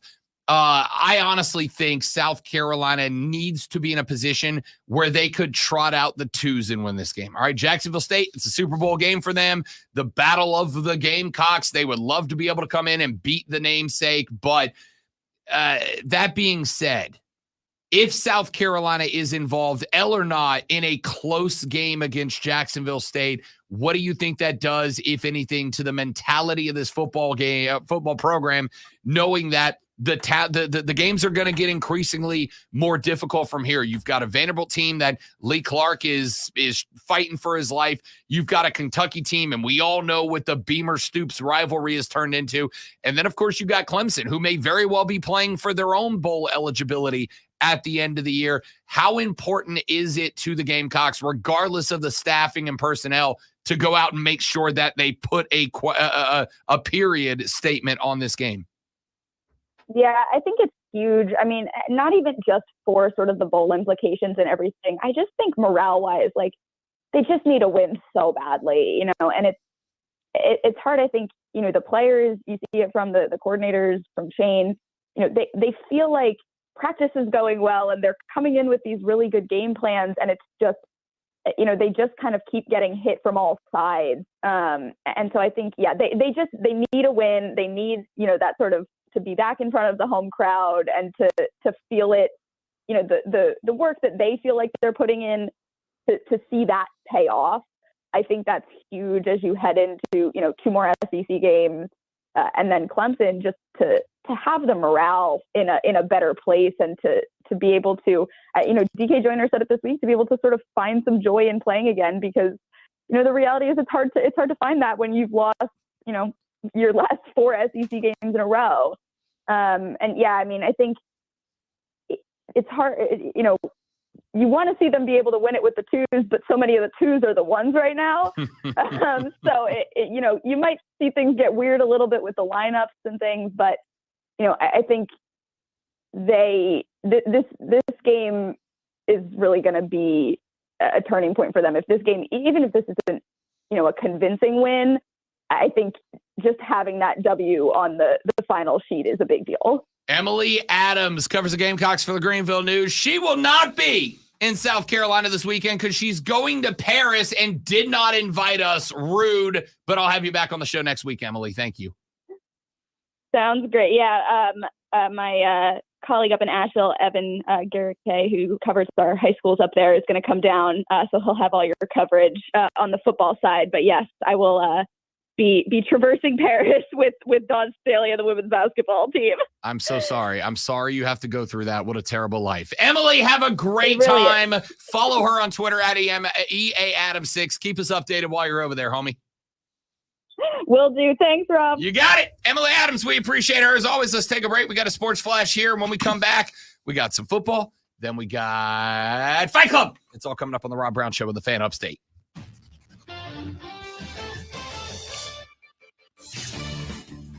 The Texas Rangers are the 2023 World Series champions after eliminating the Diamondbacks in 5 games with a 5-0 win yesterday.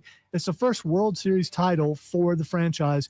Corey Seager earned series MVP honors. Coaches across the Big Ten urged the conference to take action against Michigan for their sign stealing scandal yesterday evening. According to ESPN, after the regular business was finished, Michigan head coach Jim Harbaugh left the conference call and allowed other schools to discuss the situation, with one source saying words like tainted and fraudulent were used.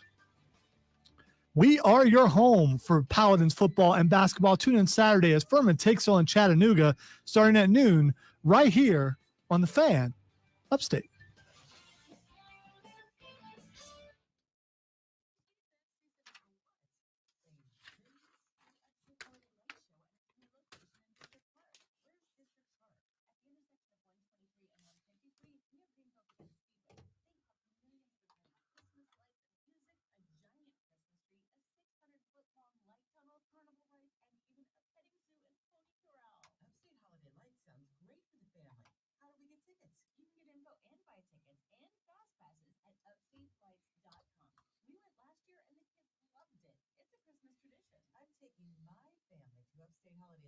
We'll meet you there, probably more than once. The family loves it, and it puts everybody in the holiday spirit. It kickstarts our hollies and jollies. The Upstate Holiday Light Show at their new location, District Park, at the intersection of 123 and 153, opens Thanksgiving night. Enjoy the magic of the season with family, neighbors, and friends. For more information, visit upstatelights.com. Hey, it's Rivers, the owner of Mr. Sparky of the Upstate. This time of year, you never want to go without power.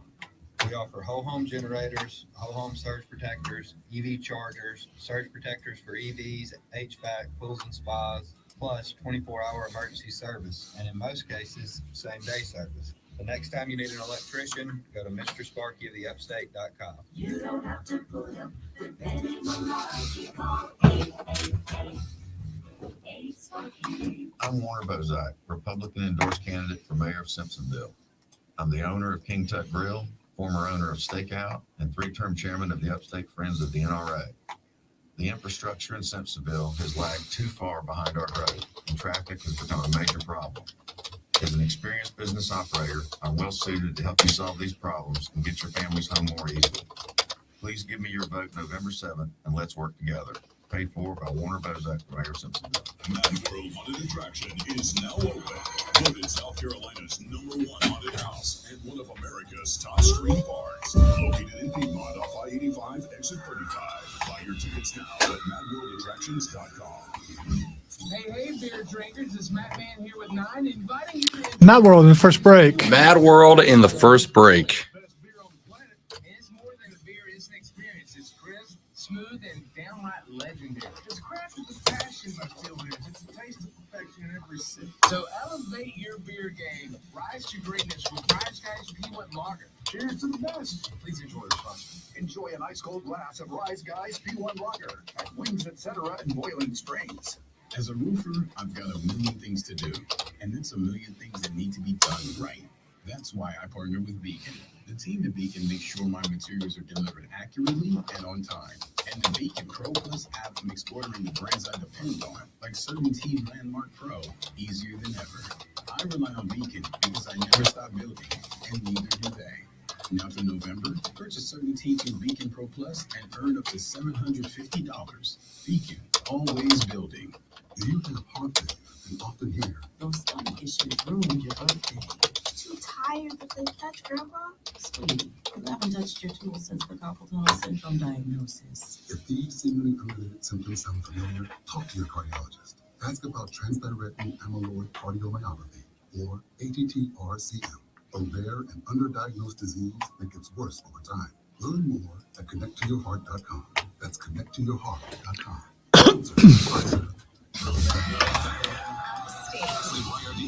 WORD Spartanburg. WFPCH23 Homeville, the official sports voice of you, the Upstate Fan. CBS Sports Radio. Live from the Philadelphia. And check this out. You're an official Rob Brown lockdown. Okay, Orange Cassidy just gave Ric Flair some sunglasses. My worlds collide.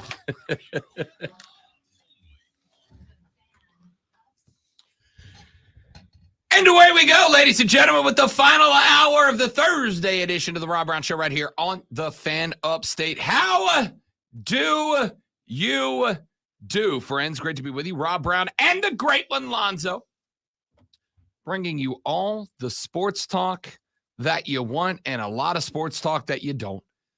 844-326-3663 is the phone number. The CarPros.com text line is right there for you as well at 71307. 71307. Start your text with FAN, F-A-N, FAN, F-A-N, and we will read them on the radio broadcast. The Big Ten story gets progressively more interesting. In this case, Lonzo, the snitches are delivering the stitches, I think. We've talked a little bit about this. I think this situation is interesting for two reasons. Number one, the scandal itself. Dun, dun, dun. Number two, I think it's interesting because as far as I can recall, there's been a lot of scandals in college football, and there is occasionally a scandal where another school gets involved. Another school will step in, and we got a problem with what's happening here. But more often than not, that's just kind of looked at as like, yeah, of course you have a problem. They're your opponents. They're your rivals. You don't like them. Of course you would have an issue with them. Lonzo, I cannot in my lifetime remember a situation where an entire conference has come together to decry the actions of one of its own members. Nobody likes a cheater, man. I mean, especially when you feel like, this is it's bad. I don't know how else to describe it. You got to do something. You got to do something now. The football world is watching. Yeah. Yeah. And would this be different if Jim Harbaugh wasn't such a jerk? I mean, I wonder if that adds to it. So here's, yes, is the answer. Yes, I think so. The thing about Harbaugh is Harbaugh kind of seems to belong to that list of coaches that if he's not your coach, he seems like he's in an absolute raging. But if he is your coach, you love him. But have you heard some of his interviews? If you want to call him that. I mean, he's like Belichick except angry. Yeah, no, I agree. He's like Belichick. He's like Saban. He's in that group. He's in that group where if he's your coach, you love him. And if he's not your coach, you think he's kind of a bleep. For sure. I've always thought that about him, even as a player. But, That's fair. That does not mitigate the success that he has had and continues to have. He has lost one Big Ten game in the last, 4 years running, right? But because of this scandal, now everybody in the Big Ten is like, yeah, I don't know, Rob. That's why. There was talk of him from Michigan fans about how he needed to go because he was struggling at first. Then suddenly, like out of nowhere, he started winning a bunch. And I wonder what happened to cause that. Maybe there was a catalyst that caused. Did he just suddenly figure something out? I don't know. Yeah. So you've got a conference call of all of the members of the Big Ten, including Jim Harbaugh representing Michigan. And they went through all their regular Big Ten business. They discussed the footballs. They discussed the monies. They discussed all the things they had to discuss. And then the commissioner of the Big Ten, Tony Petitti. Tony said, hey, Jim, we appreciate your time. Appreciate you being here. We've got some business we got to discuss that, frankly, pertains to you.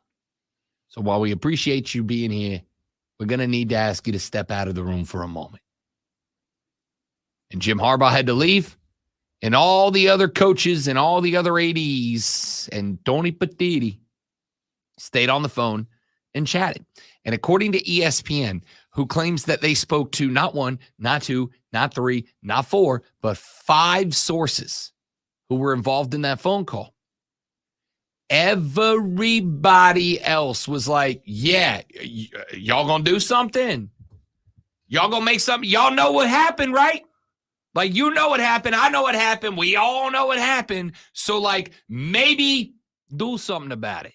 I think this is a case where Ryan Day just sat back and was quiet and let everybody else do the talking. I like the thought of there's a lull in the conversation, and then you just hear from the background, right? Because here's the thing.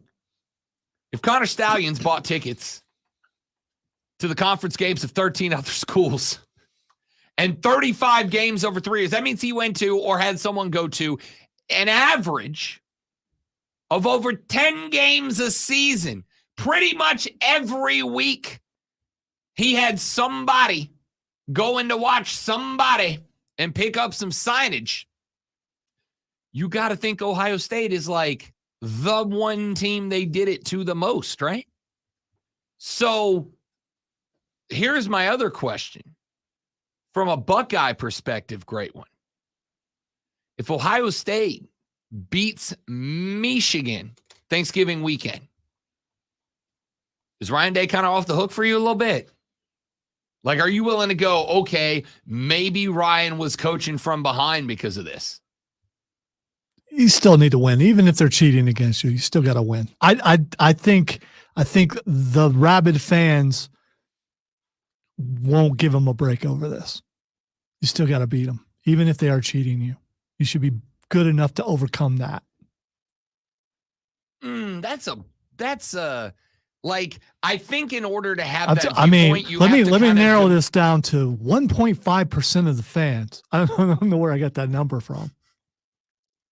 I think to have that viewpoint, you to some degree have to just intrinsically believe that Michigan is not on the level of Ohio State. And the reality is they are. You're both in the top flight of college football. You are both in the top flight of boosters, of resources, of conference resources. Literally everything is the same. So you have to just intrinsically believe that you have some sort of natural right to be above them in the hierarchy, which is absolutely the mark of a great rivalry. But it's abundantly not true when it comes to Michigan v. Ohio State. To me, this does kind of let Ryan Day off the hook a little bit for what's happened against Michigan, because if two heavyweight boxers get into the ring, not if he loses. Yeah, maybe not if he loses. Well, no, I would still say, like, to me, those 2 games are off the slate. Those last 2 games are off the hook for me. They're not, though. You can't reach in and take that pain out of the hearts of those who felt their heart break when Michigan won. Cheated? Yes. Even knowing they cheated you. I mean, you can't take that feeling back. You can't. I kind of feel like you can. I kind of feel like you should.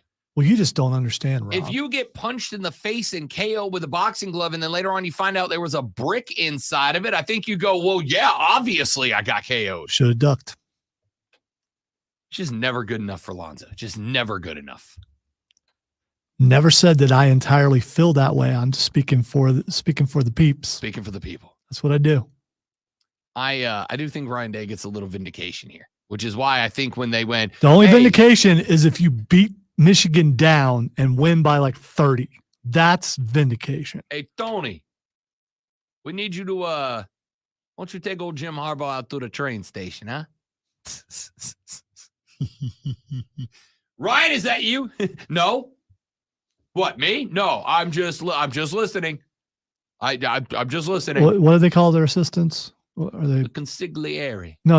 I mean, actual ones for a college football player. It's a DA, not a D. It's 2 letters. I forget. GA. GA. Yeah. Assistant? Yeah. That was my. Well, I don't think that's it, but that works. There's a GA in the room. He's laughing. So apparently, on this phone call, they kicked Harbaugh off or asked him to leave so that they could discuss the sign stealing scandal. And multiple sources told ESPN that people don't understand how deep it truly ran. People don't understand how significant it was. How'd they know if he was off the call or not? Jim, you're still there. We see your line still lit up. Jim, come on, man. No, I'm not. You got to hang up. We know you're still there, Jim. No, I'm not. I'm not here. Connor Stallions. So Jim Harbaugh allegedly was kicked off the phone call, and the Big Ten folks stuck around, and apparently the entire conference was telling Tony Petitti, I can't not say it, Tony Petitti, hey, you got to do something, and you got to do it right now. Like, it's not an option to us. You got to do something, and you got to do something right now. It looks bad on the conference, and it looks bad on football, period. I agree wholeheartedly and entirely. And I think that is why this is such a major discussion point, because it is, again, we've said, it's been said, I've said multiple times over and over and over, that looking across during a game and trying to pick up some signs is part of the game. I would even go so far as to say Jim Harbaugh tuning into an Ohio State game on an off day and looking at every time the camera flashes to Ryan Day on the sideline and trying to pick up anything is fair game. What is not fair game is doing what Connor Stallions did. Somebody said yesterday, Rob, if that is the case, where do you draw the line? Where do you draw the line of acceptability? And I said, anywhere that you start spending money to make that happen is where I draw the line. If you are spending money to buy a ticket to a game that you are not a part of, if you are spending money to acquire a sideline pass that you are not entitled to, if you are spending money to buy cell phones designed to go out there and record an entire game of signals, if you are spending money to steal signals, that is where you have crossed the line. And Michigan did that over and over and over and over and over and over and over and over and over and over again. And that is where I draw the line.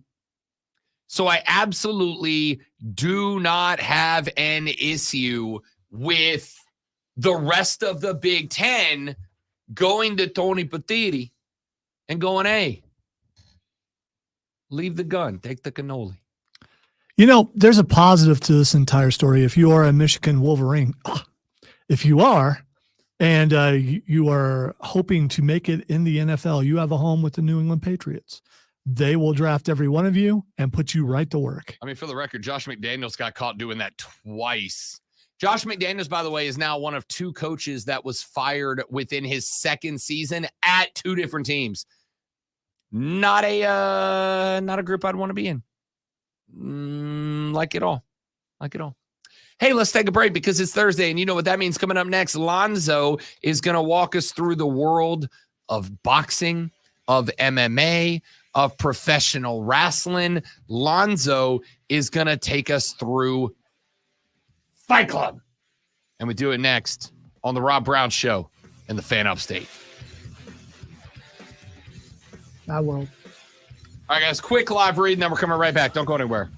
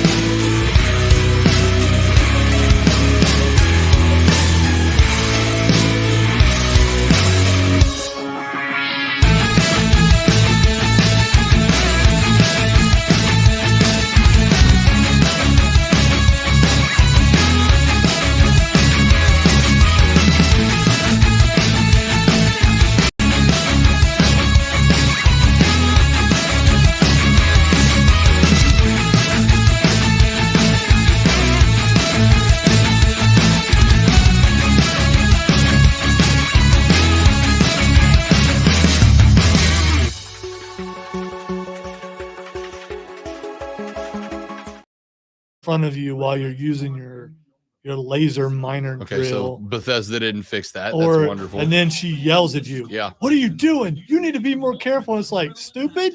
Don't what? It's a laser. You can't see that red thing coming out. Don't walk into that. The worst part is I'm married to that person now in the game who's yelling at me.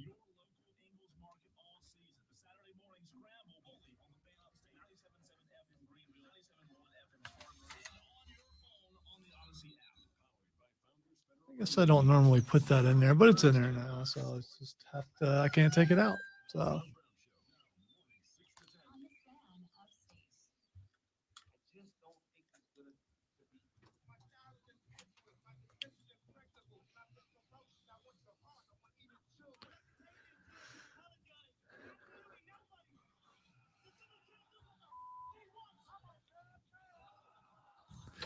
welcome into Fight Club, where we will break down those fights at NFL games. I don't understand why they're still happening, and they're starting to, I think because the internet has went, hey, look, people are fighting in NFL games, so people are now going to NFL games and fighting. If you're going to an NFL game and fighting, stop. I mean, just stop doing it. Although the videos are entertaining, you look really stupid. I don't know why you're doing that. It costs a lot of money to go to an NFL game. Just saying. Public service announcement from me. I don't know if Rob agrees with me or not, but I've never understood, forget the NFL, I've never understood why anybody would go to any sporting event and fight over grown men who do not know you exist as a person. You're going to what? You're going to defend the honor of the football players who not only don't know you by name, but if you met them and shook their hand, would forget you in 10 minutes? Get out of here. It's weak. It's stupid. I think drink has a lot to do with it, but I'm not sure all those fights are alcohol induced. Yeah, I think some of them are dudes just go in there to fight. If Here's one of those fans says something to me, I'm gonna bust them right in the nose. Yeah, let's be very clear. I understand. It very much frustrates me when, and this is not a Alonso thing, because you see this on the internet all the time, when people run to blame booze. Like, I've seen people petitioning to have beers taken out of football stadiums because look what it leads to. No, those people are violent people anyway. All right, so I just want to point out, if I say alcohol, it's probably because one of the guys fighting has alcohol in his hand before he starts fighting. I'm just saying, I just because I don't drink doesn't mean I don't know what the color of that drink means. And, the frothing and all that kind of stuff. So, I mean, and some of them actually use beer bottles. I don't think they picked it up from their neighbor. They probably drank it first. All right. We've got some definitely MMA/boxing to talk about. But before that, we have WWE Crown Jewel. When this first started off, it was a money grab without storylines. Now it's a money grab with storylines. So, I mean, at least now the matches make sense with build up and all that kind of stuff. Before it was just, oh, okay, the Saudi princes want to see these two wrestle. Now, maybe they get the memo ahead of time. Hey, here's who we'd like to see. And so they can set it up for a month. But now we've actually got some storylines going into it. And I think it fits better as a pay-per-view or premium live event than it used to. Let's see. We have 1, 2, 3, 4, 7 matches to go through. Let us start. Is this for the wall? It is not, because I ran out of time Saturday. Okay. And this actually will happen at noon Saturday, our time. So I won't have time to do it. And I can't trust anybody. Saturday's going to be a good day of because sports. All three teams, one that's my team that I'm wearing a jersey on is on at noon. And then the other team I pull for is on at noon. And then the team that I despise is on at noon. And then there's Crown Jewel on at noon. So everything's done by like 4:00. But still, then you gotta decide, what am I watching live? What am I watching recorded? Crown Jewel, pretty excited about it. Not watching it live though, because But some people will, including people who want to see Cody Rhodes fight Damian Priest. Who you got, Cody Rhodes or Damian Priest? It's the road to WrestleMania. Cody's story's back on. He's even mentioned that his story's still going on. So I expect that the story ends with Cody getting the belt off Roman at WrestleMania, right? Which also dictates the ending of another match. Some of us kind of thought that last year, but for that sure. didn't happen. But for the record, I didn't think that last year. It didn't make any sense other than, look, we got your guy AEW to put the belt on Cody at that point. It will this time around, but now you've got this, and I love the X factor of the Judgment Day being included, right? This one I'm 50-50 on. It's the only question is, will the Judgment Day get involved in this fight? I am going to say, though, I'm going to say Cody wins, but Damian is leaving this event with a belt. He will cash in. Who? I don't know. Is it Seth? Oh, come on. Is it somebody? I mean, I think it can only be Seth. Yeah. Because I don't think you're going to take that belt off of Gunther right now. Friend of the show, Gunther, by the way. I don't think you're going to take that belt off of him. So I do think you'll get a Damian cash in. So he walks out of this event still looking like a behemoth. But I think you've got to start building up the momentum of Cody Rhodes to make him a believable opponent for Roman in 4 months. Yeah, it'll be here before you know it. And there's only so many premium live events between here and now. Got to go with Cody also. John Cena hasn't won in a long, long time in a singles match, and he's going up against Solo Sikoa. I'm sure it's going to be a fair match right down the middle with no interference at all. We're going to see which man is the better man, right? Yeah, no, for sure. I mean, there's definitely no question that's how this is going to end up playing out. I don't know.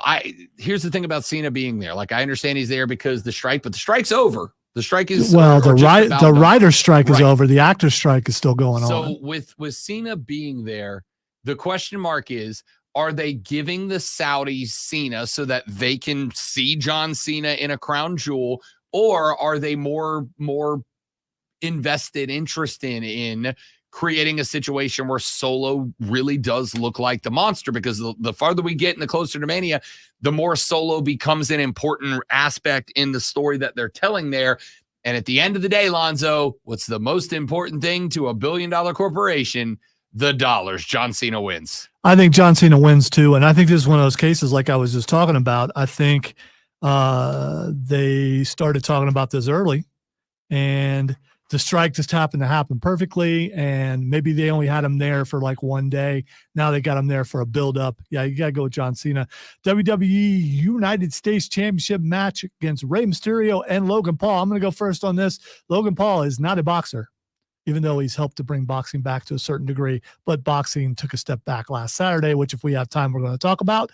How are we opposite on everything? All right. So Logan Paul is one of the first actor / whatever he is, influencer, who's come in. And I mean, you can put McAfee in there, you can put Bad Bunny in there, but those guys are good. They're no Logan Paul. Logan Paul looks like he belongs in a wrestling ring. Does the buckshot lariat better than someone else I know. And Rey Mysterio is going down. Logan Paul is winning the belt. I don't, man, I don't know. I'll agree with you, though I don't like it. Yeah, I'll agree.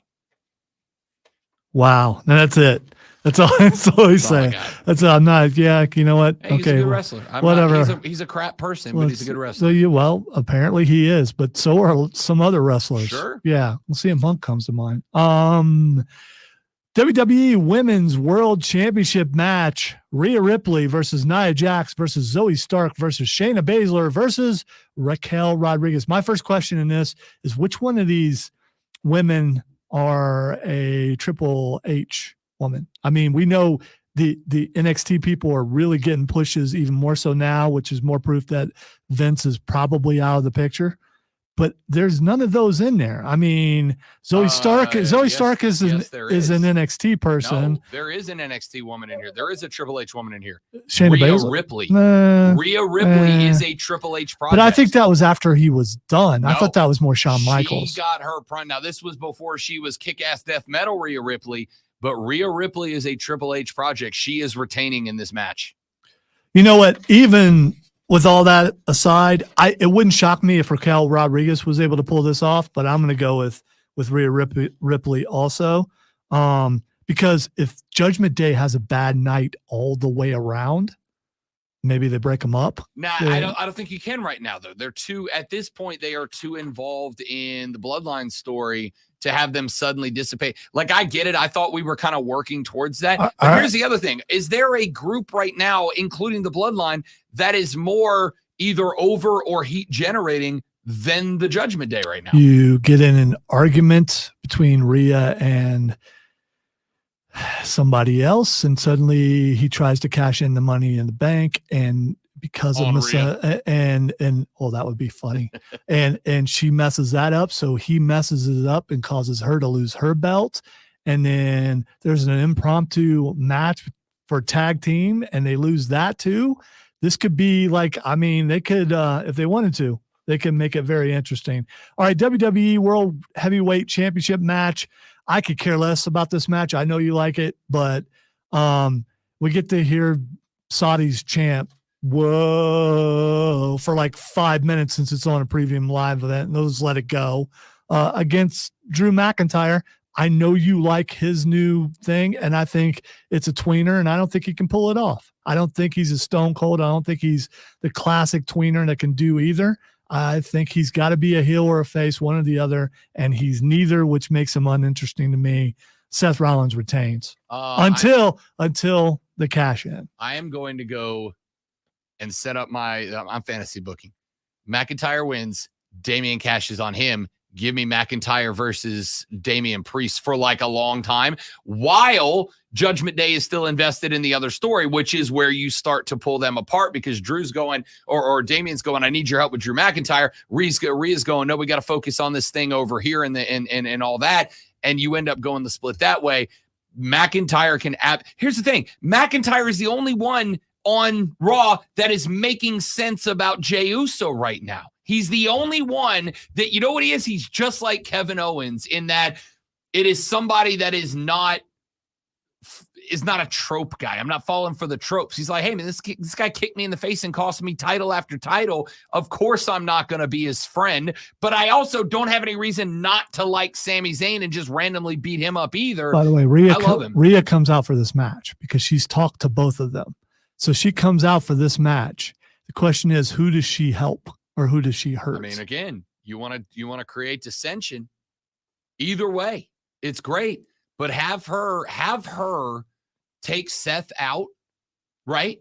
And then put Drew over, and then have Damian be like, "Yo, what are you doing? Why are you helping this guy who's not me?" Or this was a setup the whole time so Damian can cash in and get 100%. The thing. Yeah, well, we'll see. All right, one more match: undisputed WWE Universal Championship match between Roman Reigns and some old guy with a catchphrase. And here's the thing, LA Knight, I get the push. I do. And good for him finally getting it. And he probably should have gotten it earlier on in his career, but they absolutely are not going to let him win this match. And the question is, does this hurt his push? Is he done? Is he done after this? Does he go back to where he was and he might as well find some models and be their manager? First off, Max Dupree was a great character, and I loved it. Dupree.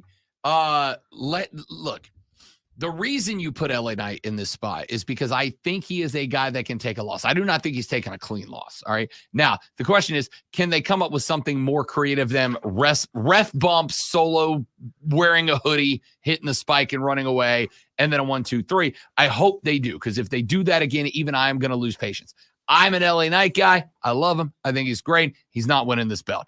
Now, I'll tell you where I do think he ends up. I think he ends up playing a bigger part of however Cody ends up getting it. And there is a belt in the future for LA Knight.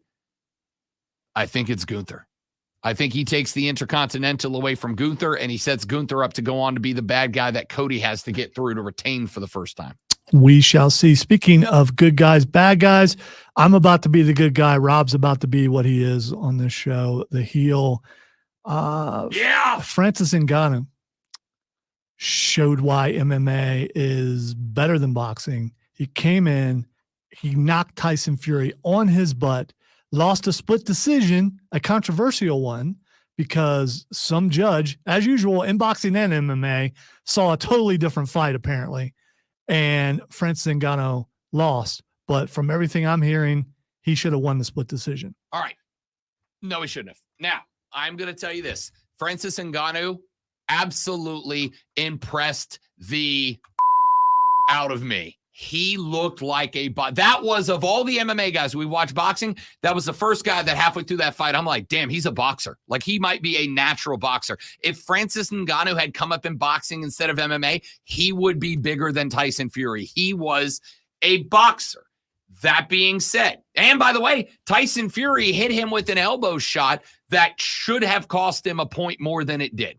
Okay? So, it still would have mattered. I still think Fury won the fight. He landed more blows and he landed more consequential blows. And at the core, that's what boxing is. Who lands more and who lands more consequential blows. It is nothing more than that.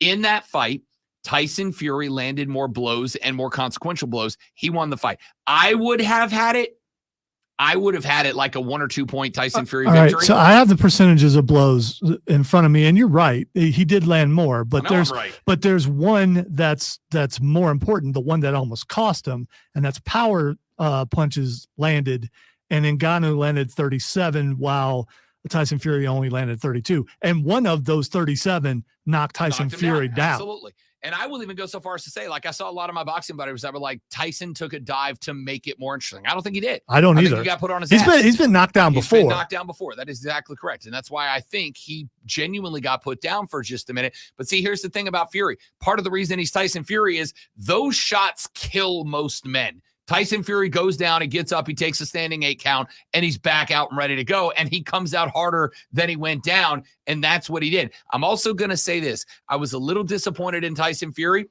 That was the worst I've ever seen him look. I'm talking in terms of both his fighting and being in shape. I don't know, the fight he lost or tied, whichever one that was, when he was really overweight. He looked really bad in that fight too.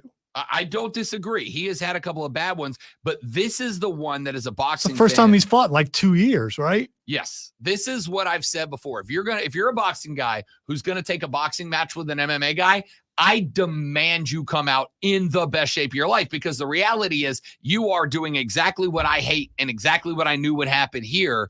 And it's fine that it is.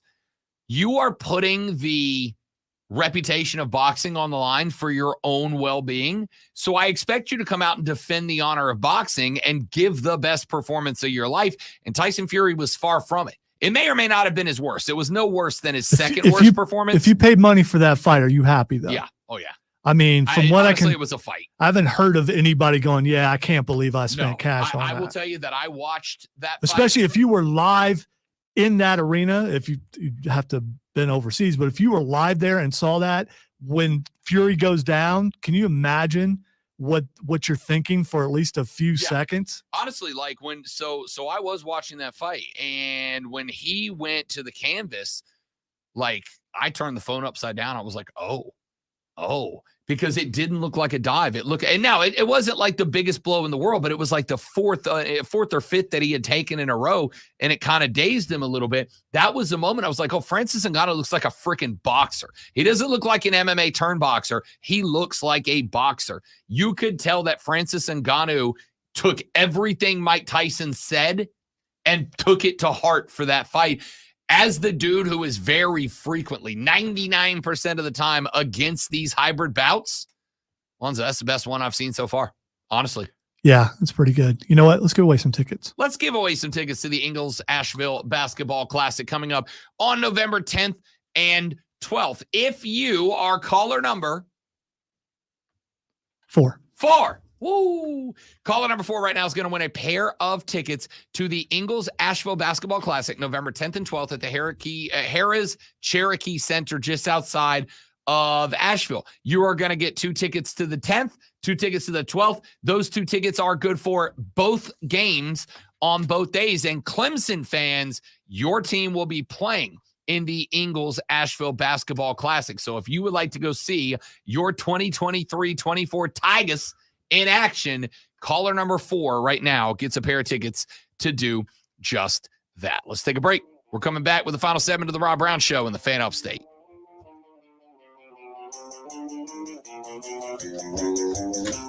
All right, guys, we got to step away so Alonzo can answer the phone. We will be right back.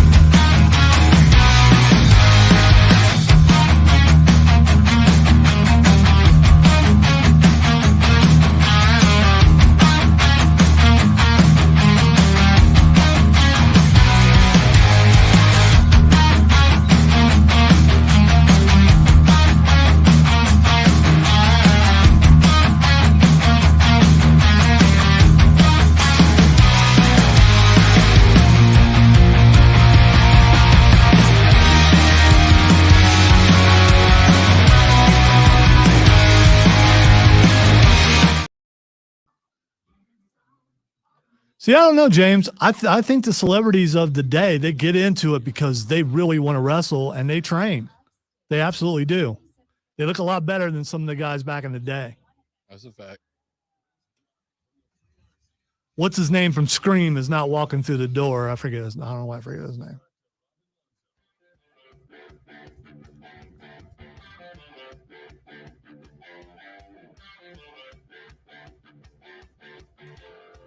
If you'd like to talk to me and Lonzo, call Fan Phone. That's 844-326-3663. You can also text us on the carpros.com text line at 71307. Let's see. Texter said, where'd that text go? Oh, it said, Rob, if they were using MMA gloves, Tyson would have been KO'd. Yeah, that's why boxing doesn't use MMA gloves. Like, that's why you also don't see a boxer going, yeah, let's fight an MMA fight.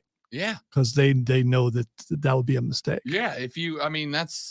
Yes, that is correct. That is also why in boxing they use boxing gloves for that exact reason. It is not about, listen, you score a KO, it's great. It ends the fight. But boxing does not necessarily want a bunch of KOs. Right? It's kind of bad for the sport.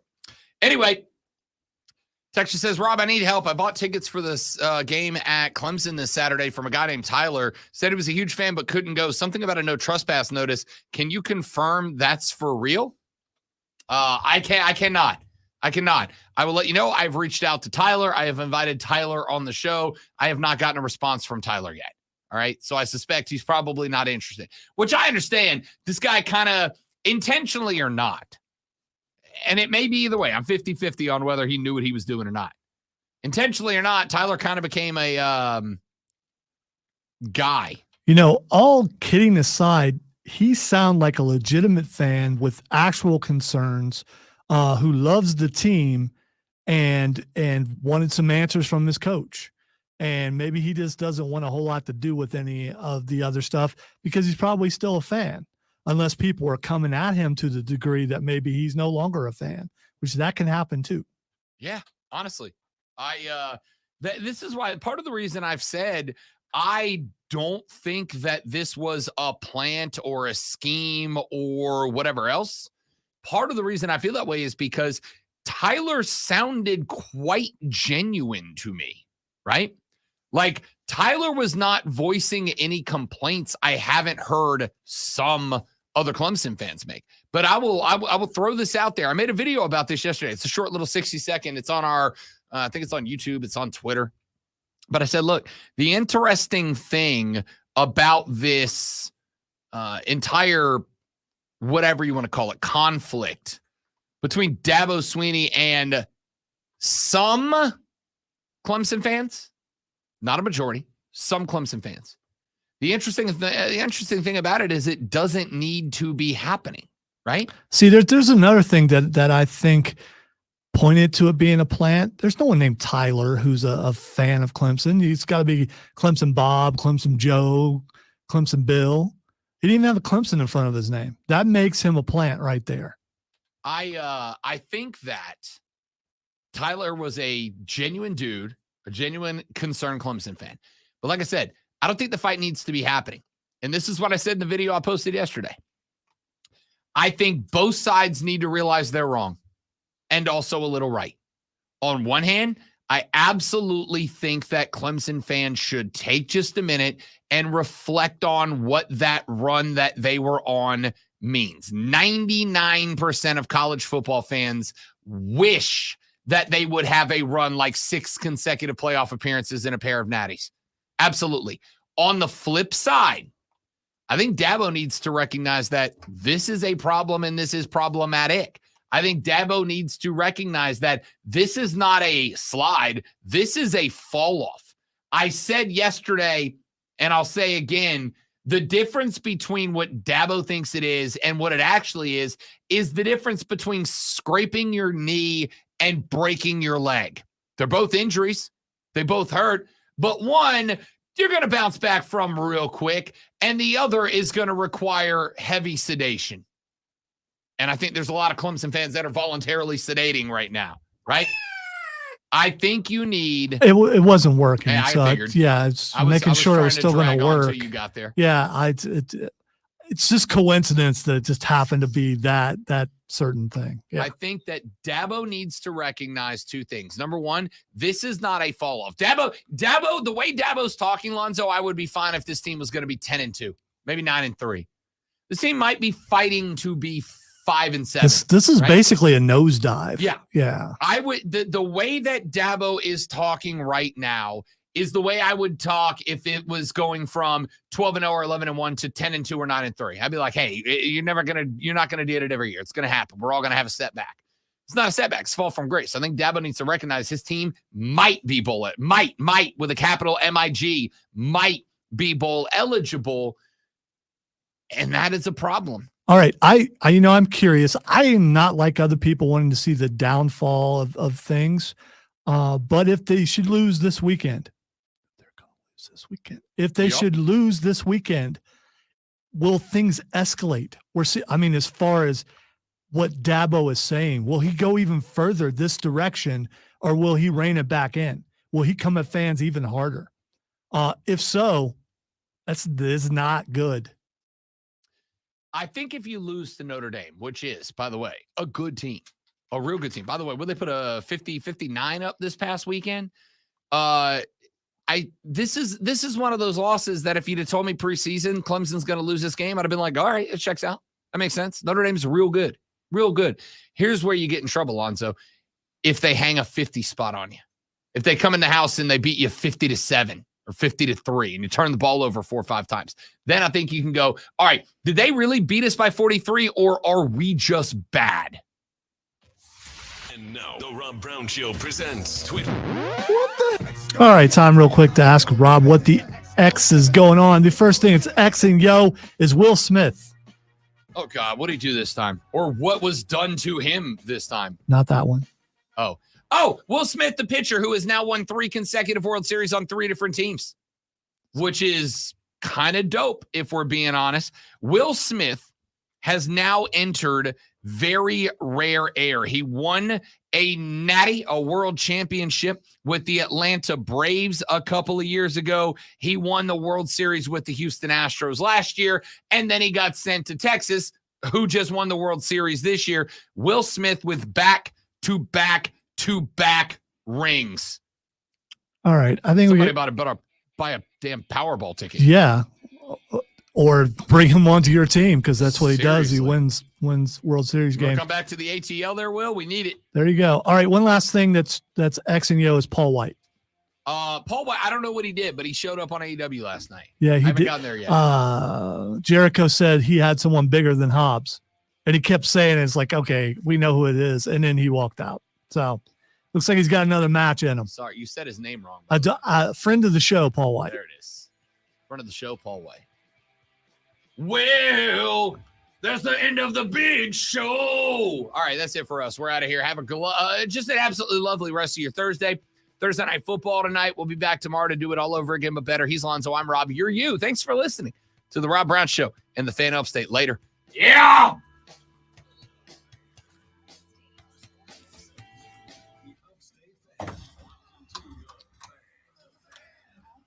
Yeah, I would say, Joey B, losing this game is one thing. Getting blown out in this game is what's going to end up being in trouble. T. Swizzle says, but best is what Dabo preached. Get into the portal. It's not 2013 anymore. Saban didn't want to, but he got there with the times and adjust. Yeah, that was my big complaint about this whole thing, T. Swizzle. It's not that Dabo's a bad coach or Dabo's wrong or whatever. It's just that Dabo's going to do it his way, and it feels like the pride of doing it my way is more important than wins, right? It feels like it's more important for him to be able to say, I did it my way, than it is for him to say, we made the playoffs. So, I mean, you can see the wheels coming off hard if he doesn't rein it in. If he just gets worse and worse each time he gets on the mic, I would be worried if I was a Clemson fan that he's not going to be around. Not because he gets fired, but because he decides he's done. Yeah, I don't know, man. I just, like I said, I think there's I've been around some people who are about ready to retire, and they get like a certain attitude about them, and also people who are fed up with their job, and they're just like just one more thing, and they're out. He just kind of giving off those airs a little bit. Yeah, I agree. All right, dudes and dudettes, thank you all very much. Hope you enjoyed the show. I appreciate you hanging out with us today. Well, let's see what Joe B said. Dabba needs to worry about the fans coming at him. If they're down double digits at halftime, it could get. Yeah, like I said, if you lose a close one, you lose a close one. If you lose a close one, you lose a close one. You didn't lose a close one. You think he can look at the crowd and go, okay, looks like 1.5% are not here today. We're good. You think you can look at that? I don't know. I'll be interested. I'll be watching this one live because I'll be very interested what the reaction is if Notre Dame does jump up early. Like if it's like 17-0 at the end of the first quarter. I'll watch the game later. I'll be watching the number 1 team in the nation play live. So there's that. Georgia Bulldogs. All right, we are out. Thank you guys very much for hanging out. You're all spectacular. We'll see you back here tomorrow. Tell your friends about us. Have a great one. Goodbye.